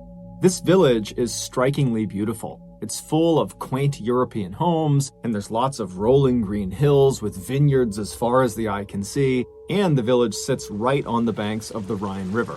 Simone had grown up in this picturesque village, and she had loved it, But this was going to be her last summer before she left and headed off to New York City to start the next chapter of her life. And while she was excited about that, she was also kind of sad because this village and everybody inside of it were the only things she had ever known. And so the idea of leaving them behind just seemed very strange to her. But instead of focusing on the kind of growing anxiety around her imminent departure from Germany, she focused on what she would be doing that summer while she was still in Germany. Some of Simone's fondest memories of her childhood were of her time spent at summer camp. And this summer camp was located in this forest that was not far from her village. And every summer in July, Simone, along with about 200 other kids from her village and from neighboring villages, would converge on the campgrounds in the forest for 2 weeks of playing games and going on scavenger hunts and putting on stage plays and just generally having a really good time. But when Simone became a teenager and was too old to be a camp attendee, she decided she would volunteer and be a camp counselor. And she found it was awesome. She immediately connected with the other camp counselors, and she felt all grown up, having a real job, and she loved goofing around with all of the kids. And so every summer since that first time volunteering, Simone had gone back and volunteered again. And this summer was no different. So, in mid-July of that year, Simone packed up her things and she headed off to the forest. The way this camp worked was the 200 plus kids that were attending the camp, they would get dropped off in the mornings each day by their parents, and they'd play and run around all day. And then in the late afternoon, their parents would come back and pick them up. So none of the kids were sleeping over at the camp during these 2 weeks. However, the 30 plus counselors, they would just stay at the camp for the full 2 weeks. They would just sleep in tents out in the forest. Technically, the reason they did this was to make sure they had enough time in the morning to prep the campgrounds for the kids, and then also in the evenings to have enough time to clean up and kind of have it ready for the next day. But in reality, Simone and the other counselors all knew that the camping out in the forest was the best part of the volunteer experience. After all the kids went home for the night, all of the counselors would finish up all of their duties and then rush off into the forest where their tents were and where there was a fire pit, and they would have some beers and wine because the legal drinking age in Germany is actually 16. So all these counselors are having a couple of drinks, and then before long they'd be laughing and telling stories and just generally having a great time. So that July in 2012, Simone and the other counselors arrived at the campgrounds a day early, and they caught up with each other and they prepared the campground. And then the next morning, all the kids showed up and everything went off without a hitch. And then that afternoon, after all the kids had been picked up by their parents, Simone and the other counselors rushed to finish up all their duties and then headed off into the woods to enjoy their first night hanging out together. After a couple of beers had been passed around the campfire, everybody was in good spirits and laughing and telling stories. But pretty quickly, people started to fade and get tired because, it was their first day back at camp and it had been a long, tiring day. And so people very gradually began retiring to their tents to go to bed. And eventually Simone, too, had crawled into her tent and gotten onto her cot to try to sleep herself. But she found that night it was so hot she couldn't be in her tent. It was stifling inside of there. And so she decides she's just going to sleep out in the open where it's a little bit cooler. And so she picks up her fold-up cot and she brings it out into the open, and she sees there are several other counselors who have done the same thing. And so she puts her cot down next to one of her good friends who's already asleep in her cot. And then Simone climbs into her cot, she gets under her covers, and she tries to fall asleep. But for the next hour, Simone just tosses and turns, she can't get comfortable, and by that time, everybody else has completely passed out. So it's just her, she's counting down the time until she has to get up again to start the next day, and so she's getting stressed about that. But eventually, she would fall asleep. However, she would immediately be thrust into one of the most visceral and intense nightmares she had ever had in her entire life. In her dream, she opens her eyes and she looks out in front of her, and it's this desert city, and there are hundreds of people all in front of her, just standing there looking up at her. And then she notices on her left and on her right are these two men, these big, huge men that are both working on something behind her. She doesn't really know what it is, but they're obviously busy doing something. And she kind of glances up at one of them and she notices he's holding something that looks like a wreath, like a holiday wreath you would hang on your door. And so Simone looks away from the guy with the wreath and just looks back out at this huge sea of people, which is totally bizarre because no one's moving, no one's making any sound, they're just staring at her. And then she feels this shooting pain in the top of her head. The man who was standing on her right was not holding a holiday wreath. He was holding a crown of thorns, and now he, along with the guy on the other side of her, were working together to press this crown of thorns into her head. And so Simone is feeling the thorns being pressed deeper and deeper into her scalp, and she tries to fight them off, but she realizes she can't move. She can't even turn her head to look at them. She can only see them out of her periphery vision. And then she tries to scream out for help to someone in the crowd to come help her, but when she opens her mouth, no sound comes out. And so as she's sitting there, all she can do is stare straight out ahead of her as the pressure of these thorns are driven deeper and deeper into her skin. And then at some point, blood begins dripping down in front of her eyes. And around that point, the pain became so blinding, so awful that it woke her up. And as soon as she woke up, she shot up and she reached for her head to make sure there was no crown of thorns on her. And as she's doing that, she's thinking, okay, phew, it was just a dream. That was just a horrible dream. I'm in this forest. I'm good. I'm safe. And as she's kind of patting on her head, she's realizing her head is wet. And as she's touching her head, she's realizing it hurts. There's a stinging pain in her head. And then she realizes it's not just a stinging pain, it's a throbbing, intense pain all over her head. And so as she's kind of having this realization that her dream is now kind of segued into her real life, she looks out ahead of her and she sees off in the distance in the tree line, something is running through the woods. She can't tell who or what it is, but she makes a mental note that there is someone running away from them. But this pain in her head has gotten so intense that she can't focus on anything else. She can only focus on the pain. And as she's thinking about how much her head hurts, she screams in pain. And the girl who was laying next to her that had been asleep, she wakes up to the sound of the scream, but it's totally pitch black. She has no idea what's going on with Simone. And so this girl, she sits up and she's trying to get Simone to tell her what's going on, but Simone has no idea. She's totally frantic. She can't really make sense of what's happening. And so this friend, she reaches down and she picks up a flashlight, she turns it on, and she aims the light at Simone, illuminating her head. And when this friend sees Simone's head, she starts to scream. Seconds later, the rest of the counselors that had been sleeping out were awake, and they were rushing Simone, who was now shaking and vomiting, over to one of the staff vans. And then 15 minutes later, they had driven her to the emergency room.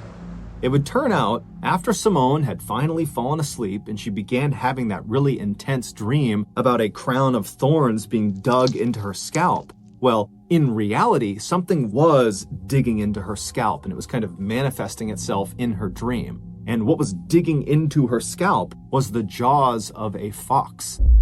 This fox had snuck into the campsite and walked right up behind Simone and just started eating her head. And amazingly, it did not wake Simone up right away. And so this fox got 20 or so serious bites out of Simone's head before she shot up and scared it away. And so almost certainly what Simone saw running away from her in that quick moment was the fox. Doctors were able to save Simone and stitch her head back together, and they were even able to hide all of the scars in her hairline so you can't even see them.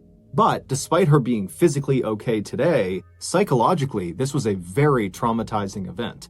Not only does she refuse now to go into any forest, whether it's day or night, but she also periodically still gets phantom pains in her scalp that feels like the fox is